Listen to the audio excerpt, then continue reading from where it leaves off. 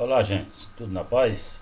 Estamos aqui de volta mais uma vez, dando continuidade à nossa abordagem de conteúdos que tratam do curso de Cálculo Diferencial Integral 3. Na nossa primeira semana, nós andamos concentrados falando mais sobre o objeto de estudo em si e suas relações, comparações com a mesma situação que a gente estudava no curso de Cálculo 1, as diferenças básicas, que em verdade não são muitas, né? É apenas a quantidade de variáveis que você vai estar lidando esses objetos, as relações que os caracterizam, né? Bom, basicamente foi a apresentação do objeto, do ponto de vista das expressões algébricas que a gente utiliza para estar trabalhando, na maioria dos exemplos, e como fazer uma ilustração, apresentar uma fotografia, um retrato desse objeto do ponto de vista de exibir as suas relações entre as variáveis dependente e independente através do gráfico. Que no caso de duas variáveis é possível ainda fazer isso. A gente usava o recurso de curva de nível para estar montando, mas claro que a gente dispõe do recurso de computação que facilita bem mais a nossa vida, né? Nos meios usuais que a gente dava essa disciplina de forma presencial, nem sempre era possível a gente estar utilizando, pelo menos não vimos utilizando esse recurso de trabalhando com uma máquina e vocês estarem todos assistindo com a máquina, podendo estar montando as figuras que a gente fosse desenhando lá no quadro. Aqui tem essa facilidade, essa riqueza e vamos buscar estar fazendo uso desse recurso, porque certamente desculpa, nos ajudará bastante a compreender os conteúdos que queremos transmitir e serve como experiência o uso de recursos de computação para o resto da vida de vocês. Né?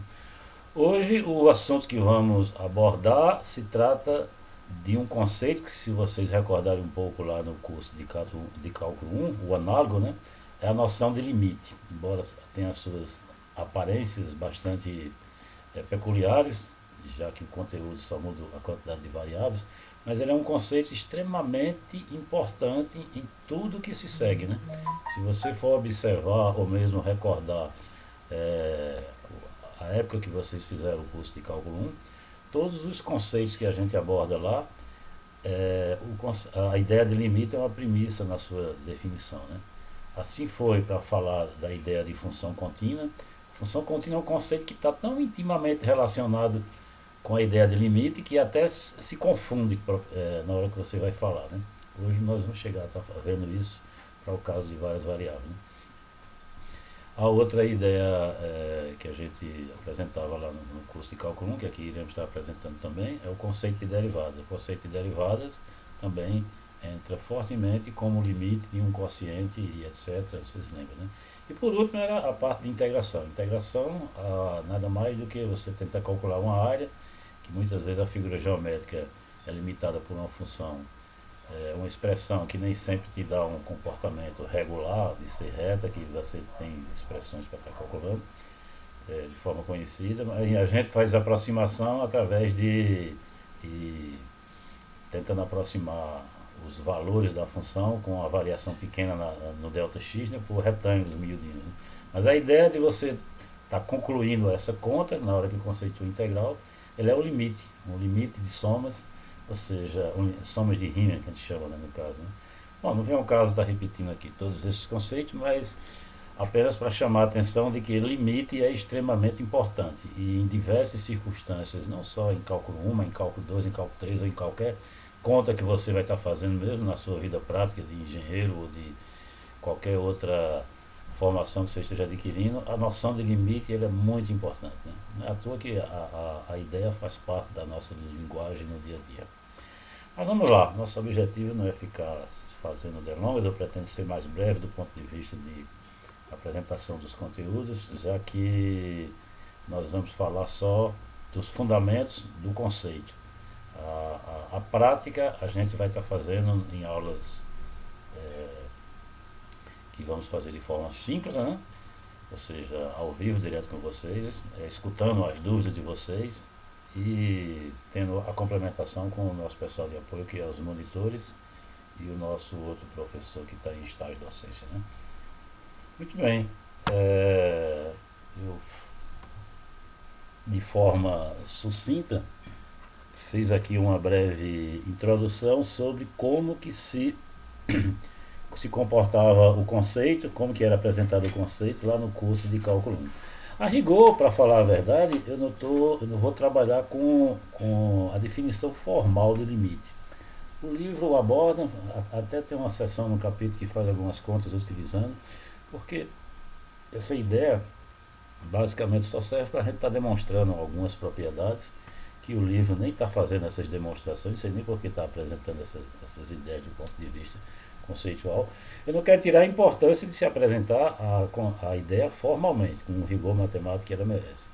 Mas isso eu diria que não é um objetivo para um curso de cálculo. Um curso de cálculo é mais você tentar trabalhar com, com, com as ideias matemáticas, desenvolver suas habilidades em fazer contas, em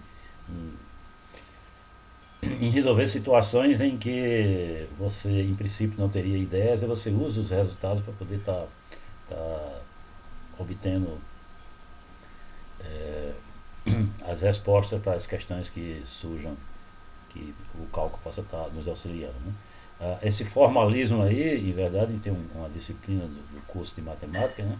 Ou dependendo do nível que você esteja, em algumas pós-graduações também, é um curso de análise, onde você vai atrás de todos os porquês da coisa para responder com todos os detalhes. Aqui a gente apenas apresenta uma ideia intuitiva.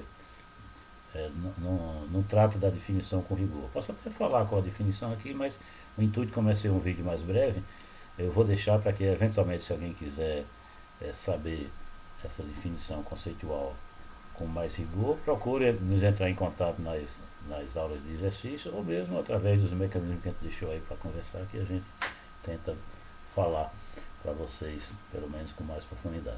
Mas muito bem, no cálculo 1, só recordando rapidinho, a gente dava uma função análoga, como a gente faz aqui, apenas apresentando uma regra.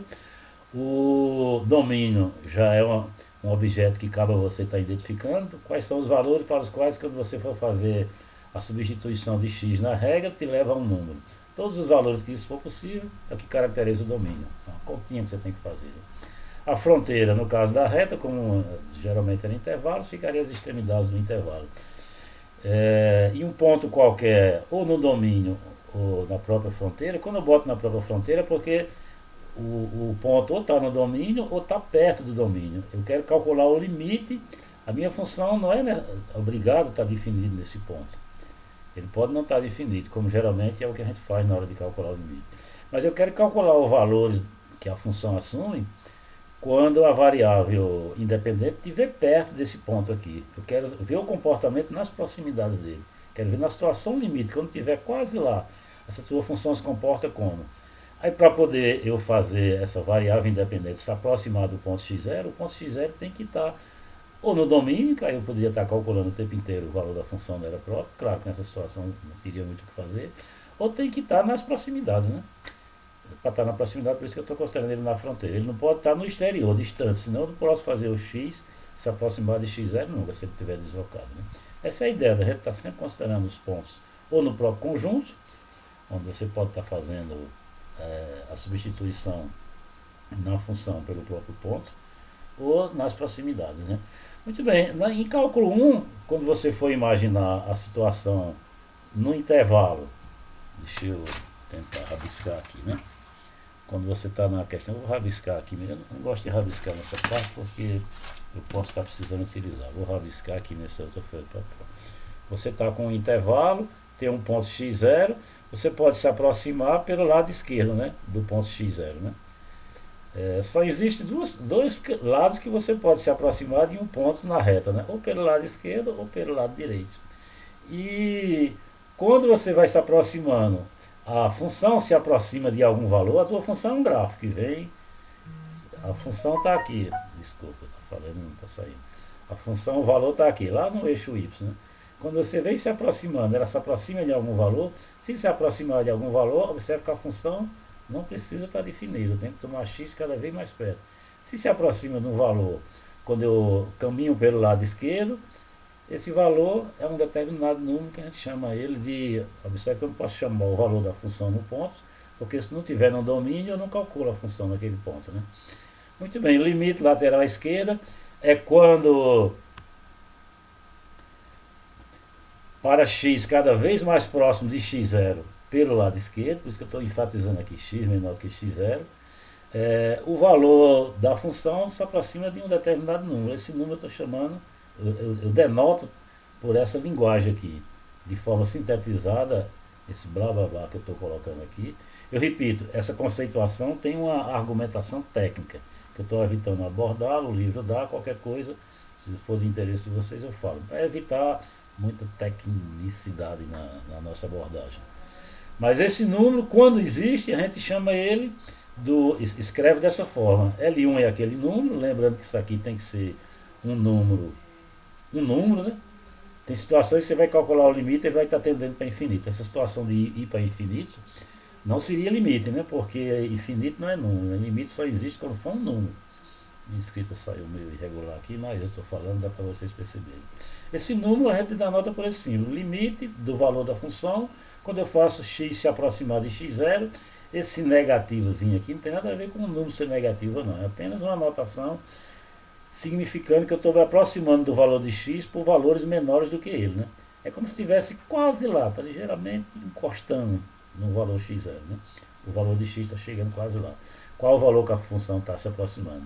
Se existir esse número, a gente chama por essa notação. Tem um exemplo clássico de função, se você considerar essa função x vezes seno de 1 sobre x. Você deve ter visto esses exemplos muitas vezes, que é um exemplo clássico, de f de x igual, né? Aí tentar calcular o limite de f de x quando x se aproxima de zero pelo lado esquerdo. Pelo direito dá no mesmo, né? Essa função tem um comportamento no gráfico, ela vem assim e depois fica oscilando bem muito nas proximidades, ou seja, o limite não chega a assumir um número propriamente, ele fica cada vez mais perto, você pula para cima ou para baixo. Isso é uma situação de não existência do limite. Esse limite não existe quando vai para cima de zero pela esquerda. Não é sempre que acontece desse limite existir, né?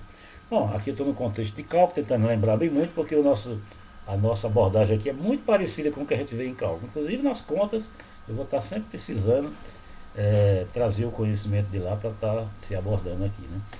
Bom, essa é a ideia do limite lateral à esquerda. O limite lateral à direita a gente define de modo extremamente análogo, né?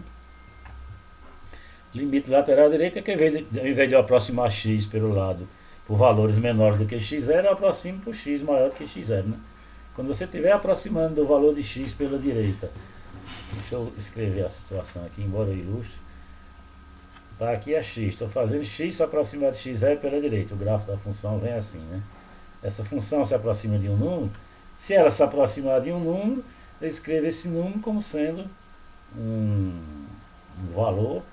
E a hora de eu denotar, enfatizando de que esse limite se aproxima de um número, é escrevendo dessa forma. Novamente eu digo, eu escrevo isso quando isso aqui for um número, né? O limite é um número. Se eventualmente minha função crescesse indefinidamente, ou seja, fosse para infinito, ou decrescesse indefinidamente, a gente diria que o limite não existia, né? Porque não seria um número, né?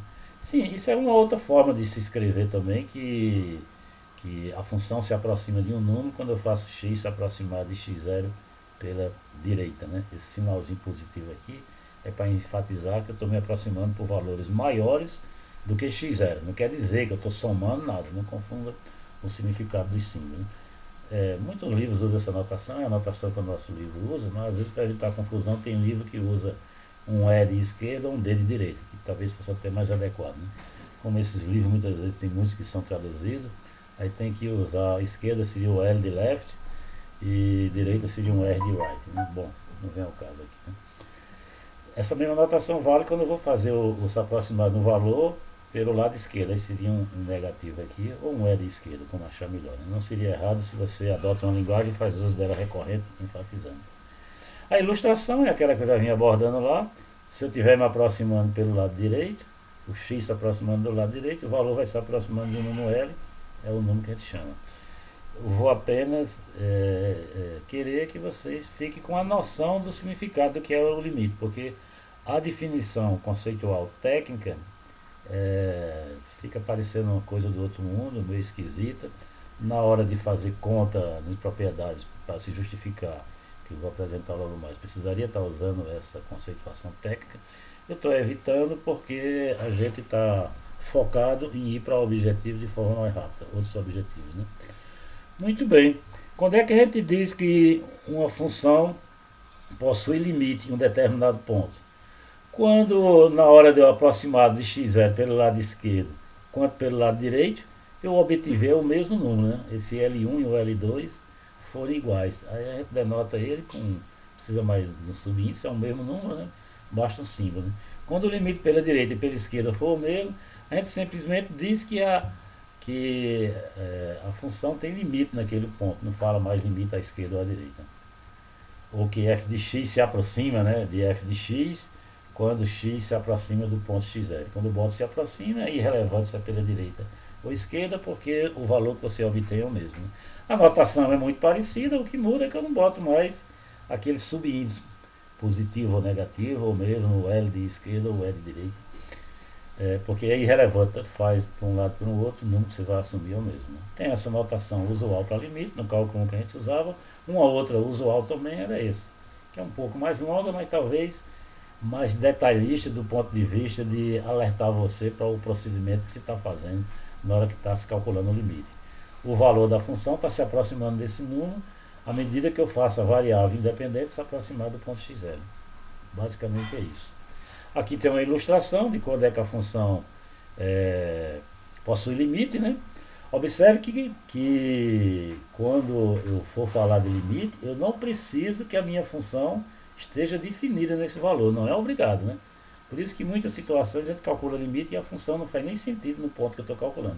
Pode ser que faça sentido também, né? Aí é onde entra a ideia de continuidade que eu falei, que é extremamente relacionada com o conceito de limite. Essa função, digamos que não fosse definida aqui, mas se eu fosse definir, que valor eu teria que assumir para poder ser contínua? A ideia de continuidade é quando você vai escrever o gráfico, você não tira o lápis do papel, né? Como é que eu passo daqui para o lado de cá sem tirar o lápis do papel, sem dar um salto, como eu estou fazendo aqui, né? Definindo o valor da função desse ponto como sendo o próprio número L, né? Que é exatamente o conceito de função contínua que a gente vai apresentar logo mais. A função é contínua quando nesse ponto ela está definida e o L é o valor do limite, ou seja, se eu preencho o buracozinho eu posso passar para o outro lado porque eu tive continuidade, né? Esse é o conceito de limite. Muito bem, por enquanto eu falei de um blá blá blá. Não fique pensando que eu estou fazendo o curso de cálculo 1 e que isso não tem nada a ver com o curso de cálculo 3, porque é extremamente importante esse conceito para poder a gente apresentar a ideia do comportamento lá no curso de cálculo 3. Vamos ver a diferença? Como é que fica? Muito bem, deixa eu postar aqui a nossa brincadeirinha, como é que ficaria no exemplo para uma função do cálculo 3 em duas variáveis, né? Eu vou fazer em duas variáveis porque eu posso explicitar o gráfico. Como eu tenho observado para vocês, para um número maior do que duas variáveis a gente não consegue fazer gráfico. Você pode até imaginar um espaço que você nem conhece projetado no espaço que a gente conhece, porque afinal de contas eu falo aqui de funções espaciais, mas eu vou estar, quando eu escrevo no papel, o papel é plano, né? Eu vou estar falando de figuras projetadas. Você usa a sua experiência de ver num ambiente tridimensional, ter noção de perspectiva e imaginar como é essa figura no espaço, né? A gente, como nunca viveu num espaço de 4 dimensões, se eu for querer escrever o gráfico de uma função de 3 variáveis projetando em 3 dimensões, a gente vai continuar cego do mesmo jeito. Embora no computador tenha algumas brincadeirinhas aí que você vê. Depois, até durante o curso, eu vou apresentar alguns links para vocês verem figura tipo como que fica o nosso famoso cubo do R3, quem seria o cubo lá no R4. Eu não vivo no R4, mas eu posso projetar esse cubo no R3 e ter uma ideia da projeção. Eu não posso fazer minha experiência mental para chegar na figura no R4, porque nós nunca vivemos lá, né? Mas vamos lá, voltar para apresentar a ideia de limite para as funções de duas variáveis, que naturalmente se estende o conceito para mais variáveis, né? Tudo que eu estou fazendo aqui, eu só não consigo fazer ilustração, mas é válido o blá blá blá se você põe mais uma letrinha, que seria mais uma variável, né? Bom, em duas variáveis, a nossa função é dada por uma regra de modo análogo, z igual a f de xy, podia ser uma expressão algébrica aqui qualquer, digamos x mais y dividido por x menos y, você pode imaginar isso, se quiser tá se acha mais fácil, está trabalhando com um exemplo propriamente. Da mesma forma como acontecia lá na reta, que a gente considerava o x0 ou na fronteira do intervalo, na extremidade de um intervalo, ou dentro do intervalo, que seria o domínio, né? Aqui eu vou estar com x0 e y0 ou na fronteira do domínio, ou no próprio domínio, né?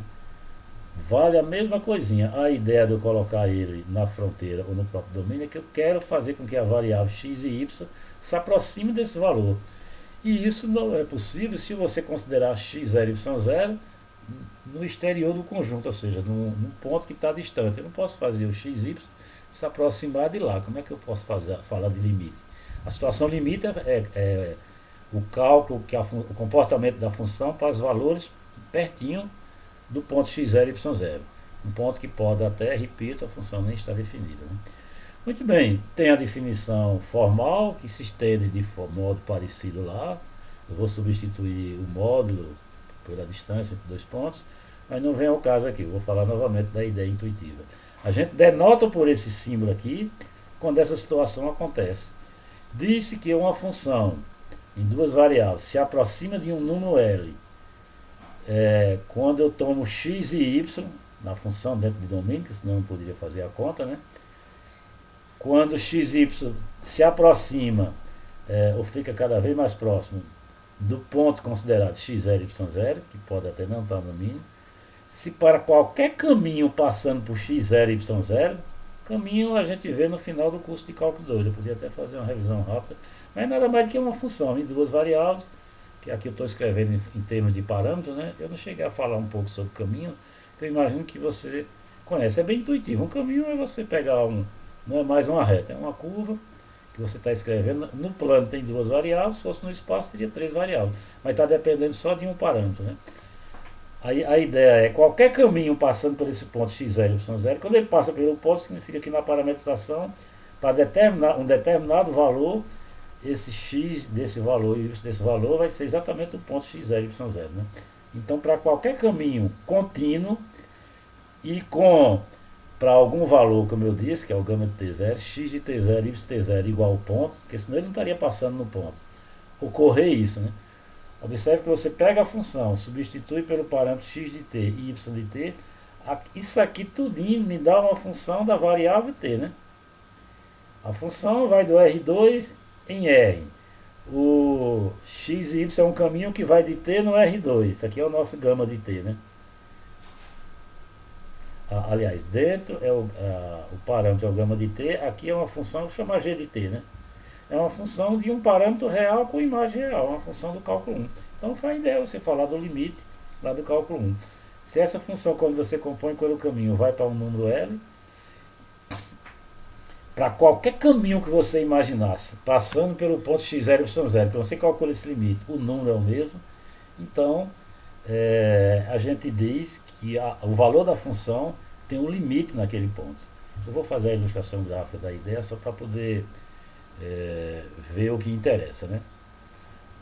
Aqui eu só enfatizei que enquanto eu estou fazendo esse limite aqui, isso é um limite do cálculo 1, né? É uma função do parâmetro t cuja imagem é os números reais, né? Função de uma variável, a variável t, né? Bom, neste caso, L se chama o limite de f de x e y quando x e y se aproxima de x0, e a gente denota por esse símbolo aqui. São as várias notações que vocês vão ver para estar no celular quando fica carregando toque dessa tremedeira. Eu vou ver se desconfiguro isso depois, vocês perdoem aí, mas eu não fiz ainda, né? Essa é a notação para o limite. L é o limite da função x e y quando eu faço x e y se aproximar do ponto x0 e y0. Observe que eu estou fazendo aproximações por caminho, mas aqui do ponto de vista geral, como é para qualquer caminho, a gente denota dessa forma, né? Bem análogo à situação de uma variável, né? Que só teria uma variável. Bem análogo também é se você fosse considerar a noção do limite para funções de mais variáveis. Se eu só apresentar mais letras aqui, o símbolo era o mesmo. E seria, ao invés de ser caminho no plano, teria que ser caminhos no espaço, uma variável a mais. Ou se tivesse mais variáveis, né? Ou, isso é uma outra notação. A notação é apenas para efeito mais prático, né? Você talvez deve lembrar lá de geometria analítica, ou uma continha besta que a gente pode até fazer aqui. O par ordenado se aproxima de um ponto somente se cada uma das coordenadas estiver se aproximando do ponto em questão, né? X e y se aproxima o par ordenado x, y se aproxima do par ordenado x, 0, y, 0, se somente se x se aproxima de x, 0 e o y se aproxima de y, 0. Né? Isso é um fato. A gente escreve dessa forma um pouco mais simplificada, porque aqui quando você vai escrever o par ordenado, imagine se fosse uma terna, imagine se fosse uma UPA, invade todo o espaço onde a gente vai escrever a função. Né? Aqui você botando para baixo fica um pouquinho mais cômodo, apenas uma forma diferente de representar o mesmo objeto. Quando a situação que eu terminei de descrever, com caminhos, se aproxima sempre de um número L, a gente denota isso, representa isso escrevendo dessa forma. Né? L o valor da função se aproxima de um número L.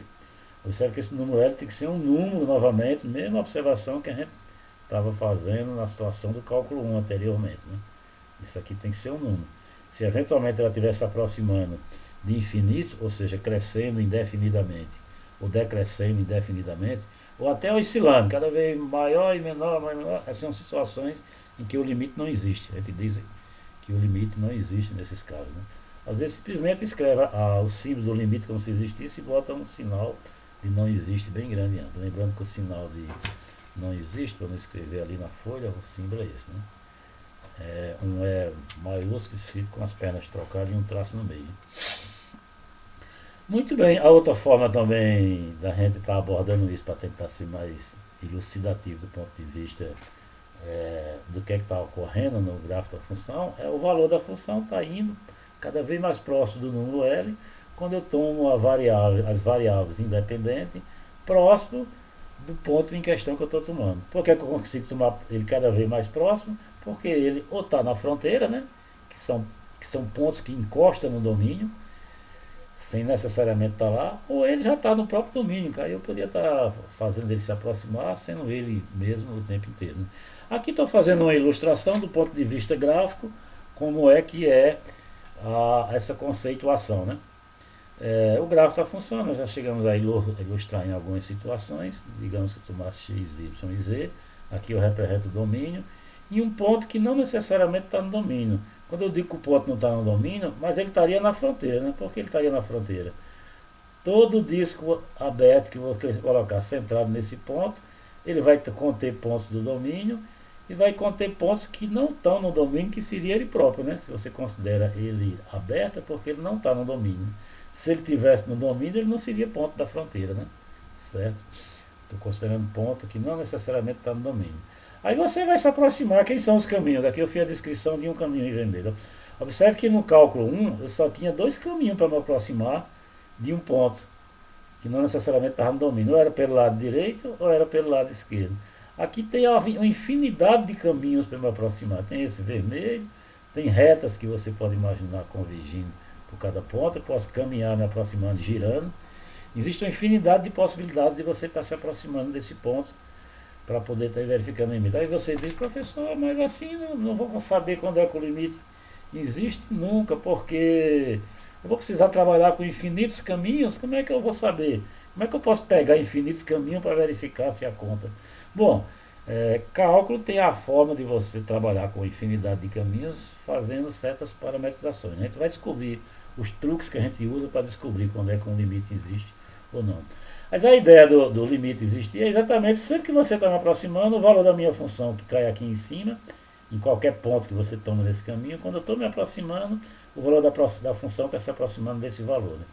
Como a função não está definida no ponto, eu não posso dizer que nesse ponto aqui que iria fechar o buraco da tua superfície,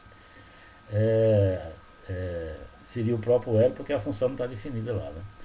Aí por isso que se eu for falar de continuidade, se eu quiser tapar o buraco, a ideia de função contínua é quando isso aqui dá uma superfície suave, sem buraco e sem rasgos. Né?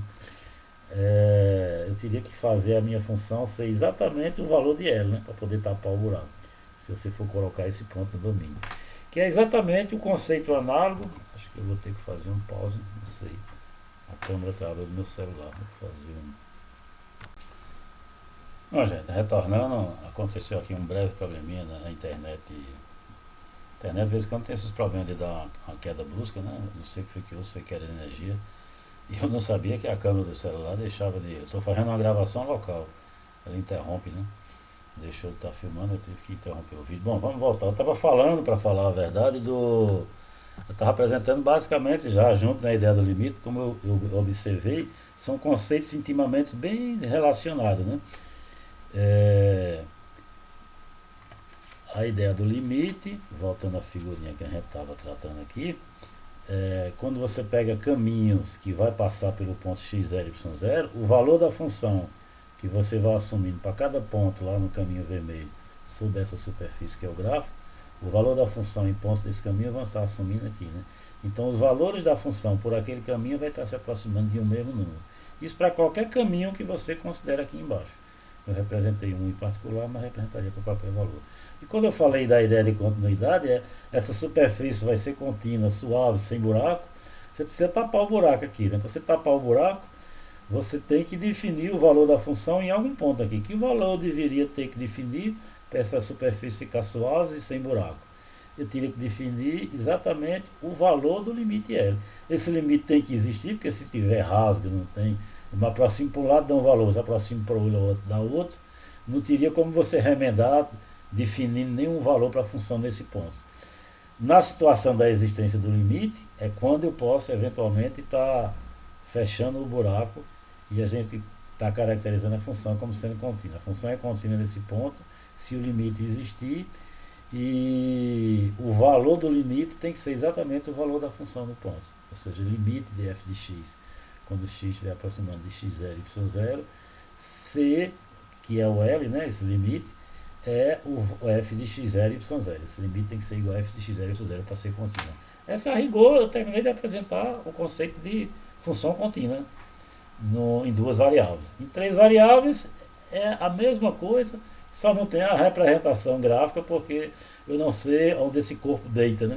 O espaço que ele deita não é o nosso R3, então a gente não pode falar dele, né?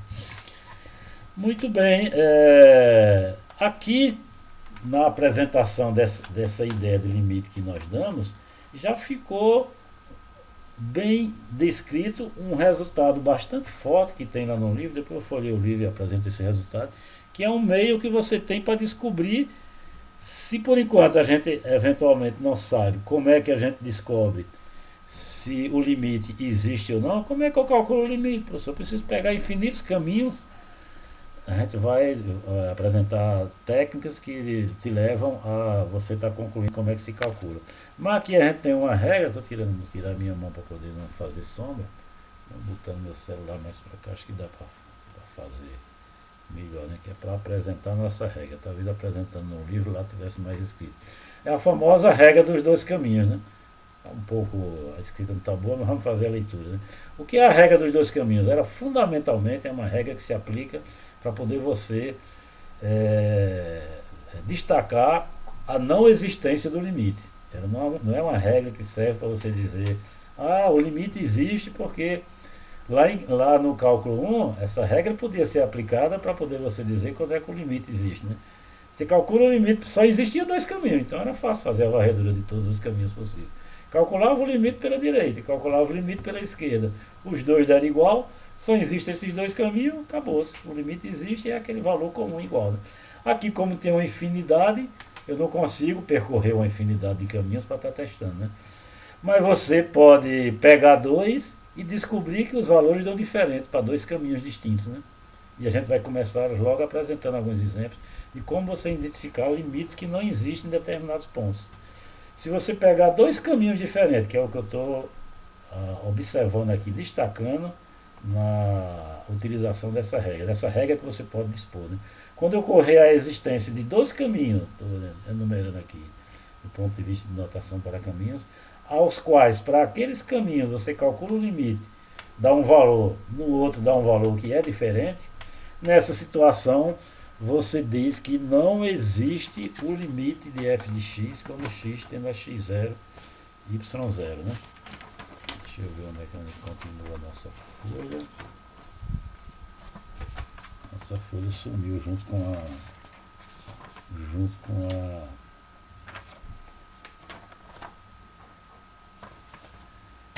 a falta de energia, né?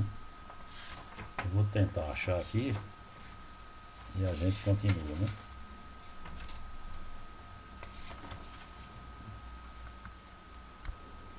Bom, nossa folhinha tinha desaparecido, mas eu já descobri aqui a continuidade da sequência do raciocínio. Para falar a verdade, eu até tinha escrito na próxima folha, repetindo a regra, que ficou apertadinho lá, meio feio. Eu repeti aqui o enunciado que eu estava falando. A regra de dois caminhos é para você identificar a não existência de limite. E repetindo, quando ocorrer a existência de dois caminhos, estou enumerando aqui contínuo, né? Caminho tem que ser contínuo que a gente lida, ao qual passa por x0 e y0, que é o que eu estou enfatizando aqui. E quando você vai calcular os limites nesse caminho, você obtém que um número é diferente do outro.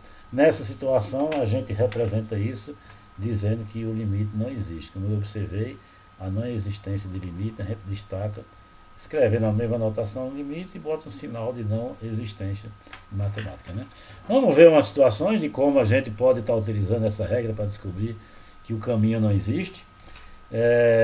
Esse exemplo aqui, considera a função x menos y, até observei no início, se você quiser estar com alguma função em cabeça, consideração dessa, e o x0 e y0 é zero. Observe que 0, 0 não faz parte do domínio da função. Né? Se você fosse identificar que é um domínio dessa função, essa função está definida para todos os valores de x, com exceção da reta, né? Y igual a menos x. E o ponto 0, 0 está nessa reta. Né? A fronteira dessa função é exatamente a reta y igual a menos x. Né? Então é a situação que o ponto está na fronteira. Posso estar calculando o limite. Aí, bom, vamos aproximar agora do ponto 0, 0, mas por esse caminho aqui, o caminho que vem pelo eixo x. Né? X é um valor qualquer diferente de zero e o y é zero. E o outro caminho que eu estou considerando é o eixo y. O x é qualquer valor e o y vai se aproximar de zero. Né? Muito bem, quando você faz o limite por aquele caminho, o y igual a zero e o x se aproximando de zero, né? Eu estou fazendo um limite de função de cálculo 1. É a mesma função de duas variáveis, mas eu estou fixando uma variável como sendo zero. Né? Você calcula o limite, eu tenho que calcular, fazer com que esse ponto aqui seja de alguma forma, quando eu faço x se aproximar de zero, eu estou me aproximando do ponto em questão que eu estou querendo, que é o x0 e o y0. Né? Você calcula o limite por aqui, usando o seu conhecimento de cálculo 1, já que ficou só em uma variável mesmo, né? Seu limite daria 1. Né? Vai calcular o limite por esse outro caminho agora, o caminho 0y, x é 0 e o y se aproximar de 0, faz a mesma conta, o limite deu menos 1. Dois caminhos, está sendo os eixos, por um caminho deu 1, pelo outro deu menos 1. Conclusão, esse limite não existe, né? Porque para existir, teria que dar o mesmo valor. Aí eu volto a enfatizar que é um erro que acontece com muita frequência em provas, alguém que não vai utilizar esse critério. Você calcula por um caminho, dá um valor. Você está querendo talvez demonstrar a não existência. Você calcula por um caminho, você escolhe lá o critério, geralmente se usa o eixo x ou o eixo y, é comum estar usando em algumas situações. Calcula pelo outro, aí dá o mesmo valor, aí você diz, o limite existe porque eu não consegui provar o contrário. Não, você não conseguiu provar o contrário, não significa que você provou a existência, não. Você continua sem saber, né? Não poderia existir algum outro caminho onde esse valor pudesse dar diferente dos dois que porventura tivesse ocorrido de ser igual aqui. Nós vamos ver situações em que isso acontece, mesmo sem um limite existir, né? Vamos lá para o nosso segundo exemplo. Vamos considerar essa outra função, de modo parecido, vamos considerar o ponto onde eu quero calcular o limite do x0 e y0. Quem seria o domínio dessa função? Um exercício rápido que eu sempre digo que vocês busquem estar resolvendo, que vocês não estão praticando. Seria, você vai tirar os pontos para os quais tem restrição na hora da conta. Né? Aqui só tem restrição se o denominador se anula. Né? O denominador, como são potências ao quadrado, vai dar sempre positivo com exceção do zero, sempre positivo com exceção do zero. Então, apenas o par ordenado 0, 0 é que não está no domínio. Né? O domínio é uma região aberta porque todos os demais pontos são pontos interiores. Né? E esse ponto 0, 0 seria exatamente a fronteira. Eu estou numa situação de calculando aonde o ponto 0, 0 está na fronteira, não está no domínio. Né? Ou seja, eu posso me aproximar dele. Né? Posso calcular valores de x e y cada vez mais próximo porque ele está na fronteira, então ele está encostado no domínio. Né? Muito bem, vamos considerar a mesma situação anterior, os mesmos dois caminhos, o caminho x0 e o caminho 0y, se aproximando do ponto 0, 0, pelo eixo x e pelo eixo y. Calculo o limite em um deles, o valor deu 0. Calculo no outro, deu 0. Essa é a situação de alguém desavisado vai pensar que a regra do caminho é suficiente para concluir e dizer que o limite existe. Não. Em cálculo 1, sim. eu só tenho dois caminhos possíveis, eu posso concluir. Aqui eu não posso porque eu tenho uma infinidade de caminhos e eu não testei todos os caminhos, testei apenas dois. Embora os limites devem ser iguais, isso não assegura a existência desse limite, ok? Muito bem, vamos considerar nesse mesmo exemplo esse outro caminho aqui. Não deixa de ser um caminho, é mais um caminho que eu estou considerando, né? O caminho 3 agora, eu vou fazer a variável y igual a x, x e x, né, o caminho x, e vou fazer x igual a zero. Esse caminho passa pela origem? Passa. Quando fizer x igual a zero, aqui vai ser 0, 0. Então ele está passando pela origem, né? Vamos fazer a conta então por esse caminho?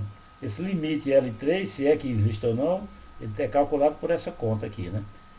Esse caminho pela reta y igual a x seria o valor dessa função nesse ponto. Se calcular esse limite, substituindo o y igual a x lá na regra, que está aqui ainda, né? Vai ficar 2x, o y é x, x2 mais o y é x, fica x2. Né?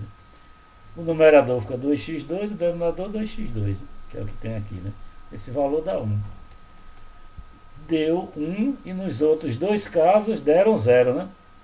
Ou seja, embora eles fossem iguais nesses dois caminhos, nesse terceiro caminho deu um valor diferente. Para o limite existir, ele teria que ser iguais para qualquer caminho que você considerasse passando pela origem. Por esse caminho deu diferente, portanto, pela regra dos dois caminhos, você pode pegar esse caminho aqui e qualquer um dos outros, você está concluindo que existem dois caminhos onde os limites dão diferente. Portanto, você conclui a não existência, minha imagem ali está atrapalhando, a não existência desse limite quando x tende para zero. Essa função não possui limite no 0, 0, né? Muito bem, vamos lidar com mais exemplos, né? Vamos para um terceiro exemplo.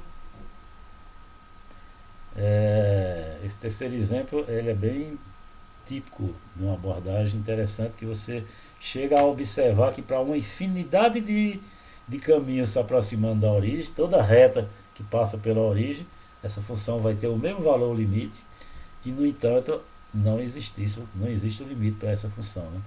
Considera a função dada por essa regra aqui, 2x2y vezes x elevado à quarta potência mais y2, que é o domínio dessa função. Vamos lá, o nosso exercício, que a gente sempre deve ter em mente na hora que você apresenta uma regra, aos valores para os quais a regra não faz sentido. O numerador faz sentido sempre, é um polinômio. A gente já viu que o domínio de um polinômio é todo plano, né?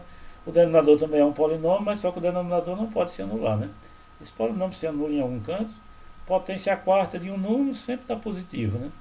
Mas ele pode se anular quando for x for zero. É a única possibilidade. Então tem um valor aqui que pode se anular. Aqui, um número ao quadrado sempre é positivo, com exceção do zero. Então existem dois pontos que podem se anular, x igual a zero e y igual a zero. Que é exatamente o único ponto que está fora do domínio, é o ponto 0, 0. Quem é o domínio dessa função é o plano menos a origem do sistema de coordenadas, né? Ou o ponto de coordenadas 0, 0.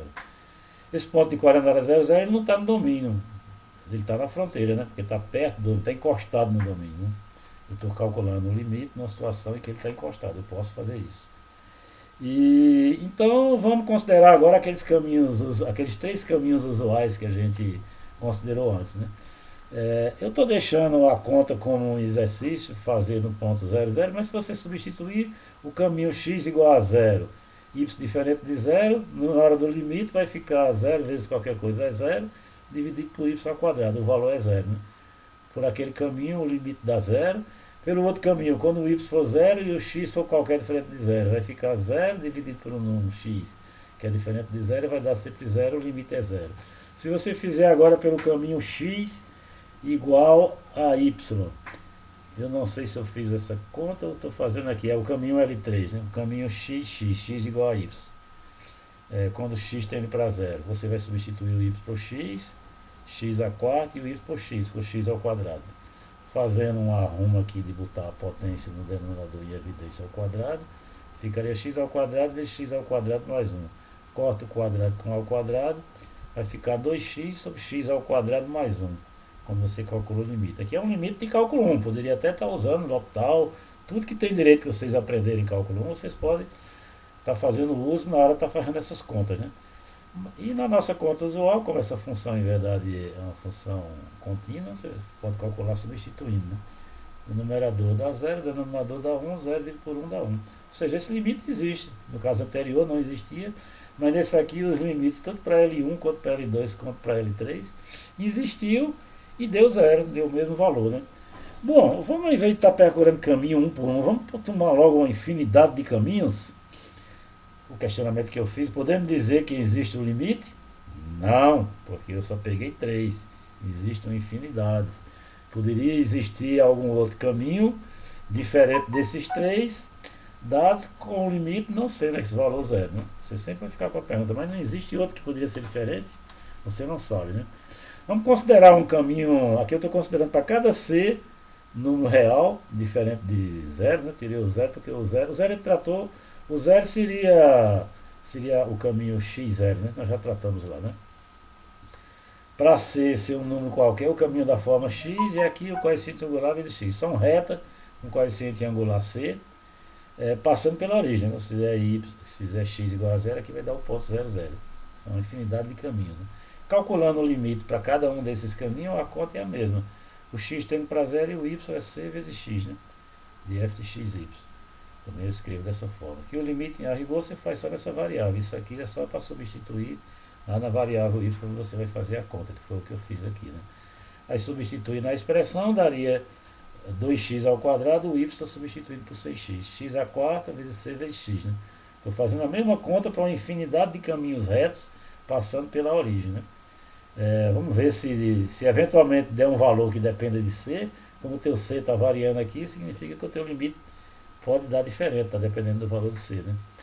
Aí você faz a conta aqui, daria o quê? Dá 2C do teu x ao quadrado em evidência, porque vai cancelar com o x ao quadrado que eu estou pondo em evidência daqui também. Né?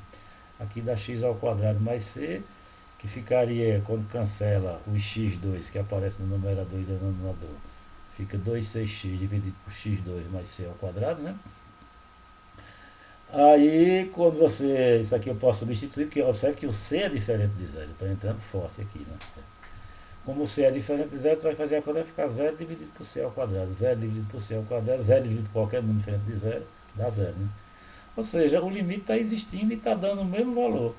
Eu peguei, não foi 3 dessa vez, peguei uma quantidade infinita, né? Para qualquer número real aqui, estou botando um caminho diferente. São as retas passando pela origem. O limite deu o mesmo valor. Aí você diz, agora sim, agora esse limite dá 0, porque eu peguei infinitos, como é que pode? Peguei quase todos. Não, você não pegou todos ainda. Eu posso estar me aproximando da origem por caminhos que não sejam necessariamente caminhos retos, né? Esse é o problema. Usar caminho, você nunca vai ser conclusivo seu argumento. Você vai ter que usar outros artifícios para fazer essa conclusão, né? Repetindo aqui, a resposta é não, pois ainda não testamos para todos os caminhos, né? E existe um caminhozinho aí, uma camisinha pequenininha. Na hora que eu vou botar o finalzinho do papel, eu fico sem tempo de botar a mão, fica difícil de explicar. Ainda tem minha foto atrapalhando, vou tirar aquela foto dali, que era a foto, não é a imagem, né? Diz que as nossas expressões às vezes falam e tem pessoas que absorvem pelas expressões. A psicologia que diz isso, eu não sei se isso funciona ou não, né? Espero que sim, né? Espero que tudo funcione. Muito bem, deixa eu botar um negócio mais pesado aqui para não ter que ficar com a mão presa, né? Eu quero calcular o limite por esse caminho agora. O caminho agora vai ser uma parábola. Y igual a x2 passa pela origem, né? Quando eu faço x igual a 0, y igual a 0. Então o 0, 0 faz parte desse caminho, né? Vamos calcular o limite para esse caminho. O limite quando x tende a 0 da função x, x2. É o caminho que eu estou considerando. Você faz o limite, substituindo y por x2, substituindo y por x2 na expressão. Então a expressão ficou essa agora. 2x à quarta, x ao quadrado vezes x ao quadrado dá x à quarta. E aqui ficou x à quarta, x ao quadrado dá a quarta, x à quarta vezes x à quarta dá 2x à quarta. O limite deu 1.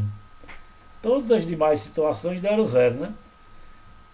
Que a gente vinha calculando nos demais caminhos. Esse foi um caminho que deu diferente de 0. Então, existe dois caminhos ao qual o limite já está assumindo valores distintos. O limite não existe.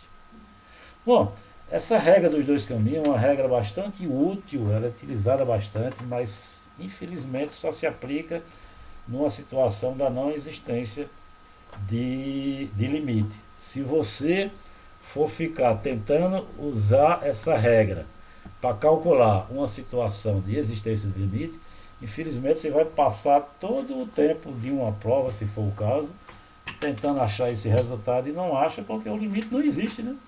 Você não pode achar uma agulha no palheiro que não tem agulha, né? Aí é bom às vezes você dispor de certos artifícios para poder estar descobrindo quando é que o limite existe. Um recurso ótimo, dentre outros, que é utilizar os resultados, propriedades que são satisfeitas, que a gente vai estar abordando logo mais,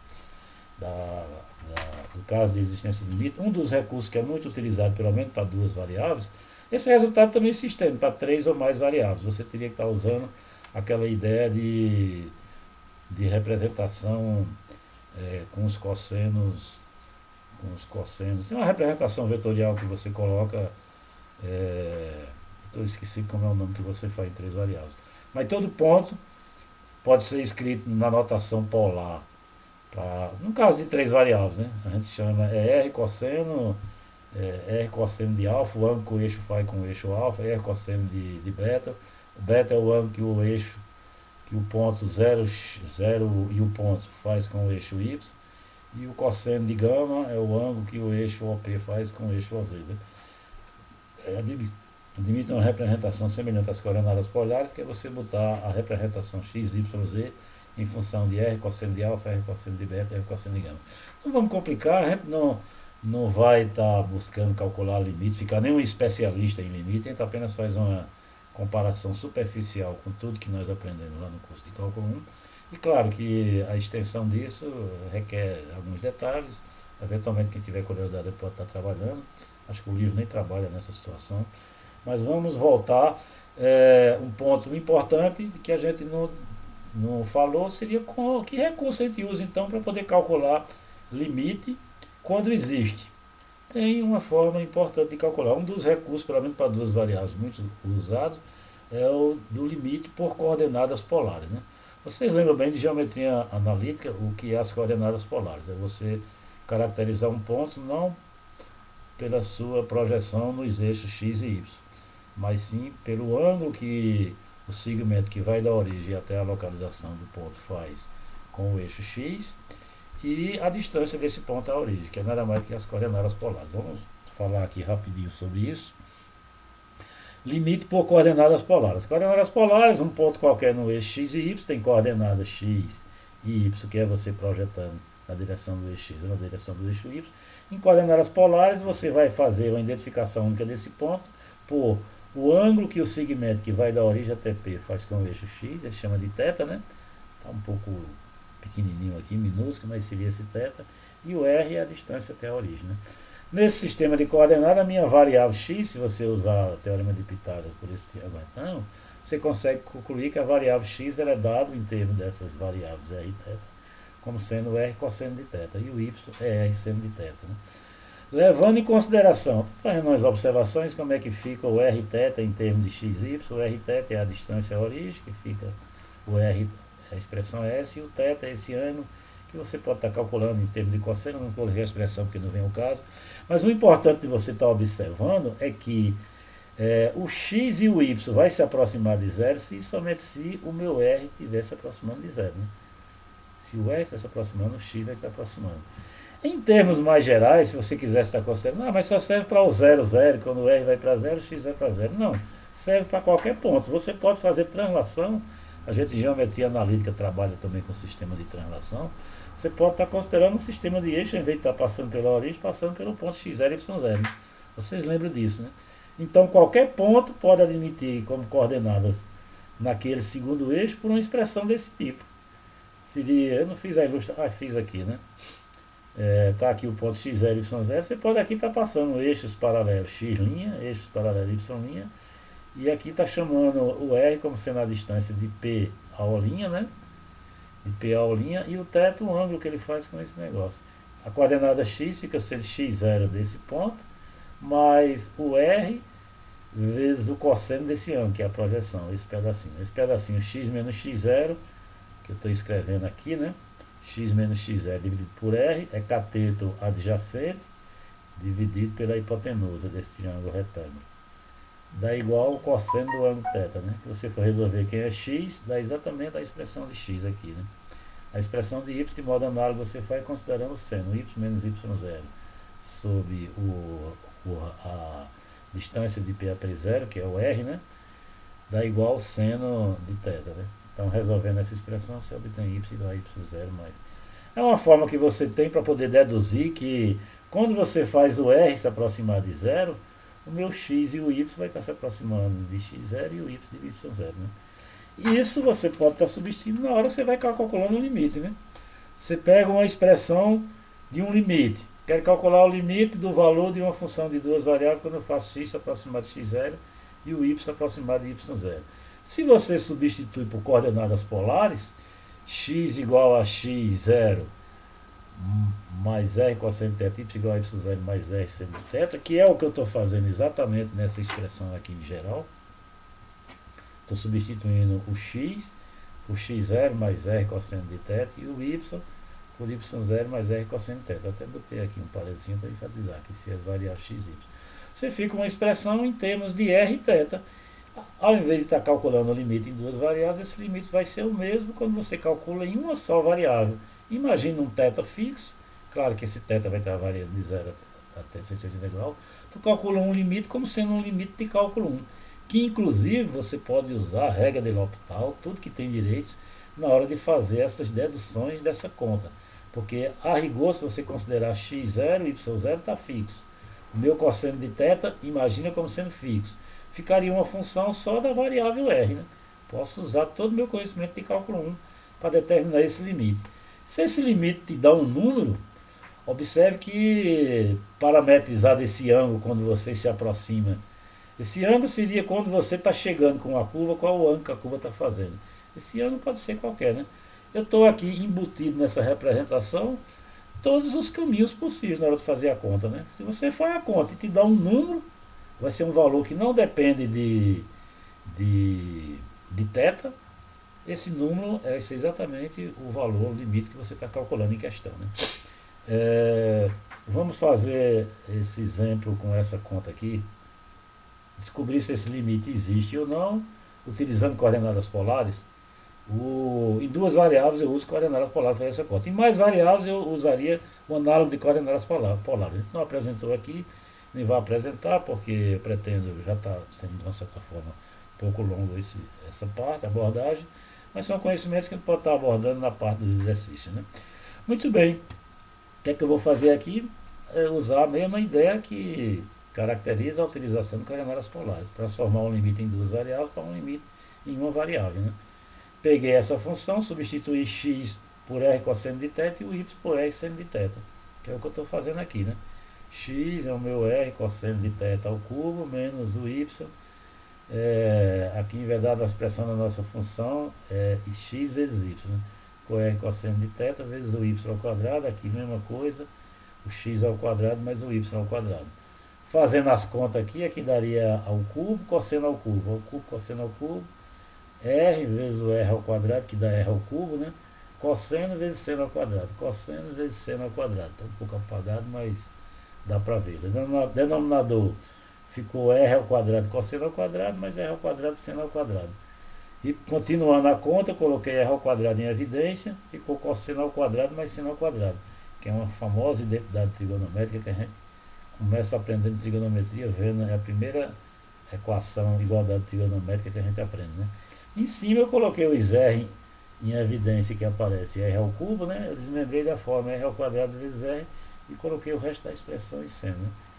Aqui ficou só um, né? O r ao quadrado do denominador cancelou com o numerador.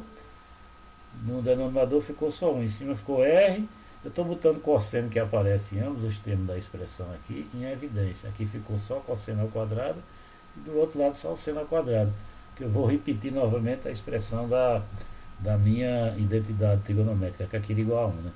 Ou seja, como aquilo igual a 1, ficou somente r cosseno de θ, o limite de r cosseno de θ quando eu faço θ tendendo a zero. Observe que o meu limite, em princípio, está dependendo de θ ainda, né? Eu não cheguei a calcular o limite. Aí você vai entrar um conhecimento que a gente aprendeu lá no curso de cálculo 1. Quando você calcula um limite que converte para um certo valor, que é zero, né? E o outro é limitado, e fica o produto disso aqui para uma coisa que não chega a ser infinito. Então zero vezes qualquer coisa finita ou limitada vai dar zero. Esse limite nós concluímos que ele é zero independente do ângulo θ que a gente tivesse lá em questão, né? Então qualquer caminho que eu tivesse parametrizando utilizando coordenadas polares, eu ia concluir o mesmo argumento. Esse limite existe. É uma situação que você pode estar utilizando para a conclusão do limite, porque eu calculei de uma forma genérica e obtive o valor igual a zero. Esse limite aqui, de fato, ele está existindo, né? E o valor deu exatamente esse aqui, né? Bom, um exemplo sucinto de utilização de regra dos dois, né, que a gente não pode utilizar a regra dos dois caminhos para concluir a existência do limite, mas nós utilizamos um outro mecanismo, que foi coordenadas polares, e chegamos à mesma conta. Tem um fato a ser observado, que vale a pena, que em coordenadas polares, às vezes, você tem que ter cuidado que pode, você em detalhes pequenos, está chegando a obter erro. Eu vou acompanhar uma conta aqui, com aquele limite que nós concluímos há pouco, que não existia, né?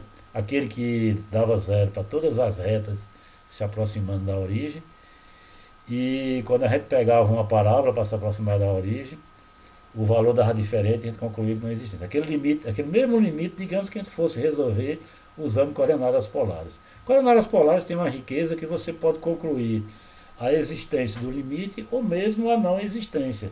Se nesse exemplo anterior, por exemplo, que eu estava considerando, deixa eu colocar aqui, né?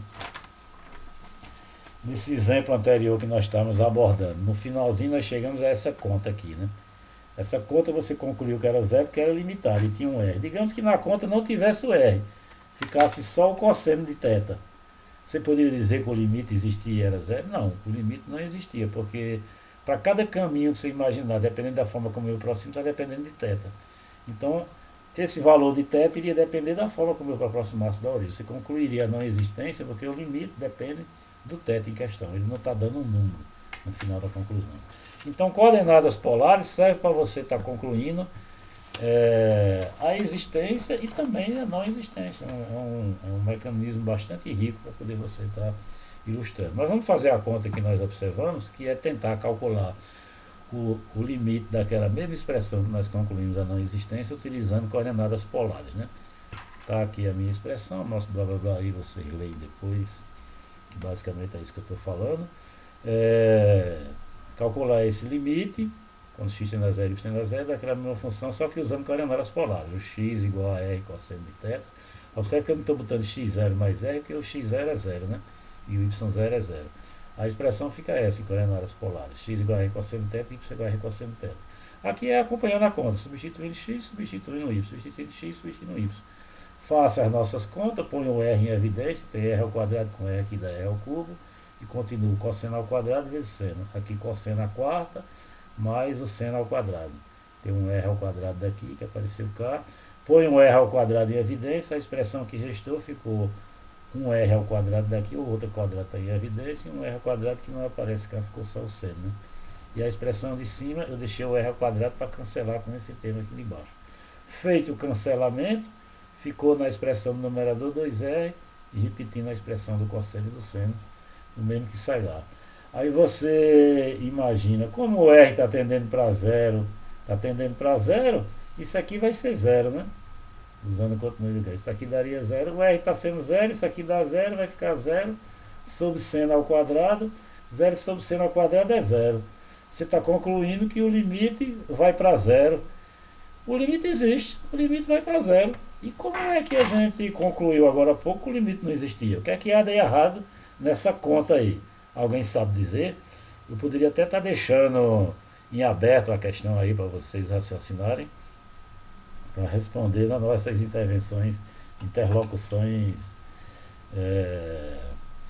síncronas, né, com a parte prática dessas atividades, né?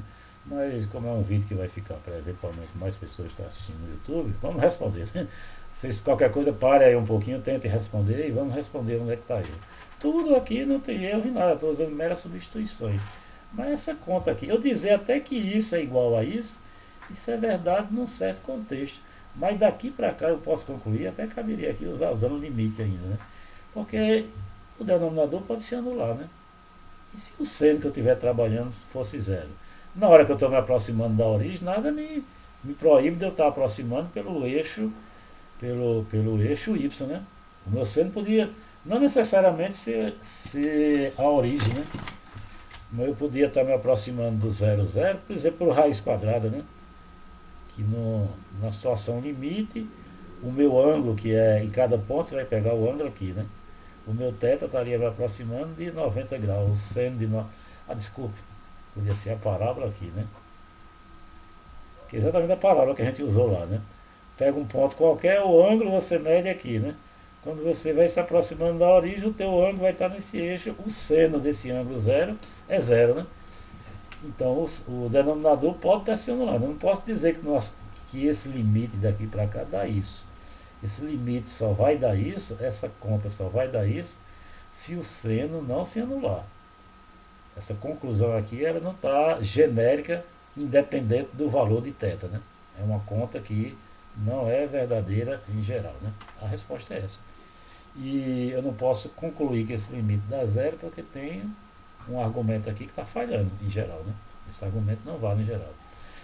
Eu botei esse exemplo de propósito porque você tem que ficar muito atento em cada passagem se a tua conta é efetivamente de um lado para o outro está sendo válida. Às vezes você pode estar fazendo um algebrismo aí meio imediatista e fazendo conclusões errôneas, né? Tá certo?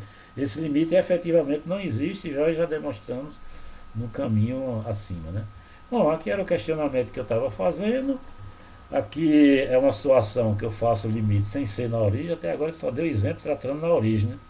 E se eu fosse considerar agora esse exemplo, com x tendendo a 1 e o y tendendo para menos 2, esse limite existe ou não existe? O que é que eu uso para concluir? A expressão feia aqui, você já fica até... aluno quando vê isso já dá uma carreira da sala com medo, né?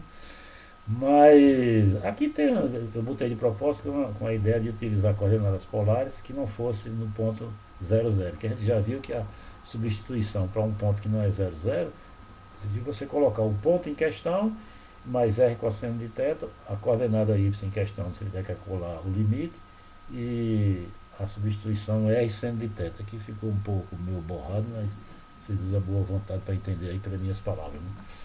Muito bem. O meu limite, quando x tende a 1 e y a menos 1, se transforma em... Aqui tem duas contas que eu peço vocês aí para poder compreender. Então, eu coloquei x e y, mas essa expressão aqui é onde estaria a parte mais difícil dessa questão, para poder você estar resolvendo. É você usar a sua habilidade de estar preenchendo o quadrado para descobrir que essa expressão dá exatamente esse produto aqui, né? Como é que você aprende isso? Sei lá, você bota o x em evidência aqui. Aí quem vai aparecer, quando você bota x em evidência, vai aparecer y menos 2. Aqui já tem um y menos 2. Aí depois você põe o x menos 2 em evidência. O termo que você vai colocando, um é y, né? E o outro vai ficar o 2. Bom, são artifícios de cálculo que só a prática te levar a isso. Aqui no denominador é você preencher ao quadrado. X ao quadrado menos 2x. Se eu botar um mais 1 e depois subtrair, eu chego lá. Você vai fazer a mesma coisa com y.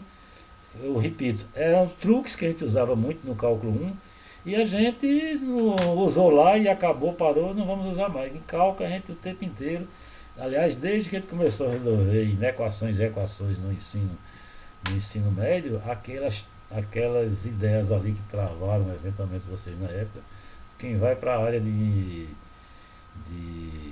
engenharia, essa área de ciências física, matemática, não tem como fugir, ela aparece o tempo inteiro, né?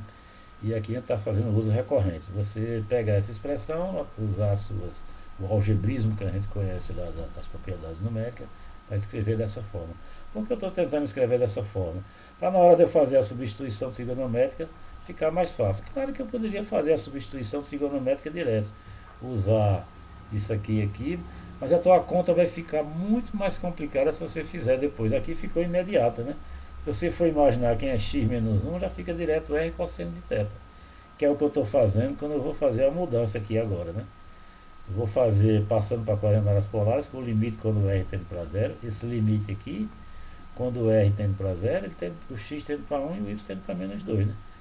Eu vou substituir o x menos 1 é quem? X menos 1 vai ficar R cosseno de θ, substituir pelo R cosseno de θ diretamente. X menos 1 é R cosseno de θ. O Y mais 2, se você passar o 2 para o lado de lá, o Y mais 2 vai ficar R seno de θ. Y mais 2 é o R seno de θ que eu estou escrevendo aqui, né? X menos 1, R cosseno de θ, Y mais 2, R seno de θ. Agora eu vou fazer o limite em coordenadas polares, né? Ponho o R ao quadrado, aqui vai ficar R ao quadrado também é evidência, cosseno ao quadrado mais seno ao quadrado. Você cancela o R ao quadrado que aparece no numerador e aparece também no denominador. O que é que você chegou? Ficou para o limite dessa expressão aqui, né? Observe que essa expressão é um valor que está dependendo do ângulo θ. Eu aqui escrevi já do outro lado, ficou melhor para trabalhar, né? É uma expressão que está dependendo de θ. Esse cosseno vezes seno até é um valor limitado, né? Se tivesse um R multiplicando aqui, o limite iria para zero, naturalmente, que eu estou fazendo o R tendendo para zero. Ele não está dependendo de R. Aí você, para poder isso te dar um número fixo, para qualquer valor de θ aqui, o número teria que ser o mesmo. Mas se, por exemplo, você considerar θ igual a 60 graus e considerar θ igual a 45 graus, tu vai ver que os valores aqui obtidos vão ser diferentes. Ou seja, esse teu limite não está dando um único valor. A conclusão é que não existe esse limite. Esse limite aqui que nós estávamos escrevendo, ele não existe. Bom, em linhas gerais, nós estamos apresentando os resultados mais usuais, que é o que está sendo, que é o que é cobrado em prova, efetivamente. É você usar a regra dos dois caminhos para concluir a não existência de limites e a coordenadas polares, que é para concluir também a não existência dos limites em algumas situações. Naquele exemplo anterior, por exemplo, não daria para concluir, ficou inconclusivo, né? Porque, por exemplo, eu só enfatizando nesse exemplo anterior, que eu esqueci de estar falando para vocês, deixa eu voltar lá, né? O exemplo anterior foi esse que nós tínhamos resolvido por regra dos dois caminhos a não existência. A gente chegou aqui para estar fazendo a conta e chegava aqui, a conta travava, que eu não podia argumentar daqui para cá que esse número aqui era zero, né? Zero sobre alguma coisa é zero. Se isso aqui for zero, zero sobre zero é indeterminação. A gente aprendeu em cálculo 1 que indeterminação do tipo zero sobre zero pode convergir para qualquer valor, para qualquer número. Você não pode, por esse argumento de conta que você vinha fazendo, dizer, não consegui concluir a conta, então esse limite não existe. Não. Você não concluiu por aqui, concluir que isso te daria um número, mas será que você não concluiria por outros argumentos que isso te levaria a algum número? Esse argumento aqui ficou inconclusivo, você não consegue usar coordenadas polares para concluir a não existência. A ideia dos dois caminhos é que a gente concluiu a não existência, tá certo? Quando você fizer a conta e a conta não puder chegar até o fim, você não pode dizer que o limite não existe. É isso que eu estava querendo enfatizar para vocês, para terem cuidado, né? Mas muito bem, os dois resultados principais que é utilizado em prova é essa regra dos dois caminhos para concluir a não existência do limite, ou coordenadas polares para muitas vezes concluir a existência ou não. A gente viu exemplos de situações que concluem a existência e exemplos que concluem a não. Os próximos resultados que a gente vai estar falando, em verdade é uma situação, a gente geralmente não cobra muito em prova. Cobra vocês saberem do conhecimento, porque a gente vai estar utilizando bastante no curso, em situações diversas que vai estar acontecendo. A gente vai sempre estar fazendo uso desses argumentos. É a situação em que na hora de você vai calcular o limite é simplesmente substituir na expressão. A situação em que a função é contínua no ponto onde você está considerando o cálculo do limite. Essas situações são muito boas, substituir o valor da função no ponto, não tem conta para fazer, por isso que não é muito cobrado, né? Mas não significa que não seja importante a gente falar sobre elas e saber identificar quando é que ela está acontecendo, né? Tá certo? Muito bem, vamos tratar agora das propriedades que os limites satisfaz para poder você estar fazendo a conta simplesmente substituindo. Pois bem, As propriedades dos limites, como eu vinha observando, são resultados que a gente vai estar utilizando que nos possibilita tirar as conclusões de como calcular muitos dos limites sem necessariamente você precisar estar recorrendo a artifícios de conta, nem simplificações muitas vezes miraculosas para poder estar simplificando as expressões de uma forma imediata, né? Mais precisamente. Você simplesmente está substituindo os valores, está chegando direto. Você muitas vezes já faz isso inconscientemente, pega uma expressão, você diz, o limite você vai substituir direto. Mas por que eu posso estar substituindo? Já que limite, a forma como está sendo definida, não diz que é simplesmente pegar o valor da função e substituir direto no ponto dado. Muito bem, os argumentos que justificam você fazer isso, por trás sempre existem essas propriedades que a gente vai estar enumerando aqui. Repito, essas propriedades, isso são resultados do ponto de vista de matemática, falando na linguagem matemática, seriam teoremas, proposições ou lemas, toda sentença que carece de uma comprovação, geralmente a gente enuncia com essa linguagem. Né? E para poder você justificar isso, não é simplesmente fazendo uma figura e você olha, faz sentido, isso é verdade. Você tem que produzir uma sequência de argumentos lógicos que chegue a mostrar que efetivamente ele funciona em todos os casos que você está considerando. Né? E isso, para poder a gente estar fazendo, eu precisaria estar trabalhando com a conceituação rigorosa de matemática dos limites, que é através de epsilon deltas que o livro faz, eu nem citei aqui. Intuitivamente, se você for fazer, você está fazendo meramente um convencimento, né? Mas eu estou botando terra debaixo do tapete e não estaria demonstrando efetivamente. O próprio livro não faz porque o curso de Cálculo 3 ainda não está com um nível de maturação matemática suficiente para estar lidando com essas demonstrações. Não que seja coisa do outro mundo, eu tenho certeza que a maioria de vocês tem condições de estar conseguindo absorver essas demonstrações, mas é porque ela não é o foco de importância para o conteúdo do curso. A gente está evitando essas demonstrações. Se alguém eventualmente tiver curiosidade, a gente pode brincar com elas em outro momento. Aqui eu vou apenas anunciar como o livro faz e utilizá-la, né? Utilizá-la da forma breve. Eu aqui, para falar a verdade, eu fui um pouco mais sintético do que faz o nosso livro-texto, que é o do Thomas, né? Eu diria até não só o livro do Thomas, a maioria dos livros, né? Ele procura desmembrar em um monte de mais propriedade, talvez para ficar mais ilustrativo, mas termina ficando, você tendo que demonstrar mais resultados, né? Argumentar mais resultados. Muito bem, como seriam essas propriedades? Vamos considerar duas funções quaisquer, estou chamando f de xy, z de xy. Se vocês quiserem trabalhar com um exemplo concreto, imagine uma expressão dada. Quando eu digo qualquer, que a expressão pode ser qualquer uma que caracteriza uma função. Né? Duas funções as quais, em um determinado ponto, que esteja contido no domínio ou na fronteira do domínio, de ambas as funções, tanto da função f quanto da função g. Quando eu coloquei d aqui, d em verdade seria a interseção das duas. Né? Eu vou fazer operações que envolvem as duas funções, eu preciso que x e y estejam no domínio das duas, né, para poder ser possível a conta. Ou quando não, quando eu estiver calculando o limite, eu vou me aproximar por valores aonde seja possível eu fazer conta com a f e seja possível fazer conta com a g. Por isso que eu estou fazendo essas distinções, né, na hora de anunciar.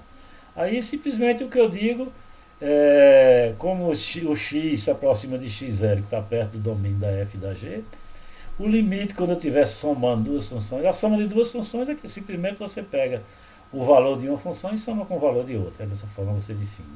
Ou subtraindo, esse resultado vale também se ao invés da soma você estiver subtraindo. O limite da soma de duas funções, da função obtida pela soma de duas funções, é simplesmente o limite de uma delas mais o limite de uma da outra. Né? Se o limite existia em uma delas e o limite existia em uma outra função, então o limite existe para a função soma e o valor desse limite é a soma dos limites dados. Isso é uma propriedade que a gente usa com recorrência. Mesma coisa se eu substituir a soma pelo sinal de subtração. Continua valendo a mesma regra. Esse é o significado desse sinal. Não é que eu esteja somando e subtraindo ao mesmo tempo. Eu evitei escrever dois enunciados aqui, né? Um para soma e outro para diferença. Bom, resultado análogo vale se ao invés de somar ou subtrair eu estivesse fazendo o produto. Se você está com duas funções, f e g, e obtém uma terceira função, que é o produto das duas, observe que até o domínio desse produto tem que ser a interseção do domínio de ambas, né? Porque eu tenho que calcular f e tem que calcular g ao mesmo tempo, né? É por isso que a gente usa o domínio como sendo restrições nas duas, né? Bom, o limite do produto, da função produto, é simplesmente se existir o limite nas funções f e g, é o produto dos limites de cada uma delas. Um resultado bastante razoável, mas que continua sendo válido. Eu vou estar só, o cara quer ser rápido, né? Termina se produzindo esses argumentos. Desculpa, eu coloquei a folha errada, né? Seria essa. Eu vou estar só, né? Apresentando resultados que a gente vai estar utilizando. Repito, não estou demonstrando. Todos esses resultados que eles seriam de demonstração, né? Se ao invés de multiplicar agora eu estivesse dividindo em duas funções, observe que o domínio não é mais simplesmente a interseção do domínio da f com a interseção do domínio da g, né? O domínio agora dessa função você tem que tirar todos os valores que a g se anula também, né? Que é uma restrição que a gente está fazendo no final aqui, que é o x0 e y0 não pode ser ponto onde a função, o denominador se anula, senão eu estaria dividindo por zero, eu não posso dividir por zero, né? Naturalmente que esses pontos também não estariam no domínio, seria ponto do domínio da fronteira, mas que nessa fronteira não ocorra o denominador aqui se anular, né? Para poder esse resultado ser válido. Então o limite da divisão continua sendo a divisão dos limites, meramente é isso. Esse resultado aqui, em verdade, a forma que o livro apresenta, ele detalha quando h for a função raiz ou for a função inversa da raiz. Eu estou citando de uma forma geral uma situação que você compõe uma função de duas variáveis com uma função lá do cálculo 1 que possui limite no valor que a gente quer calcular a tua função, né? Considere uma função h, função do cálculo 1, domínio nos reais, imagem nos reais, uma função do cálculo 1, enfatizei, contínua nesse número aqui, que é o valor do limite onde a função f, estou supondo que a função f possui limite no ponto x0 e y0, e esse ponto esteja contido no domínio da função h. E além disso, ela seja contínua lá, né? Usar a ideia de continuidade no h. Quando isso ocorrer, sempre que acontecer, eu posso, na hora de calcular esse limite, observe que o limite está sendo a função composta, a função do cálculo 1 com a função de duas variáveis. Se dá uma função de duas variáveis de forma composta. Nessas situações, sempre que você tem uma função do cálculo 1 composta, o que acontece? Raiz quadrada de uma expressão em duas variáveis. A raiz quadrada é uma função do cálculo 1.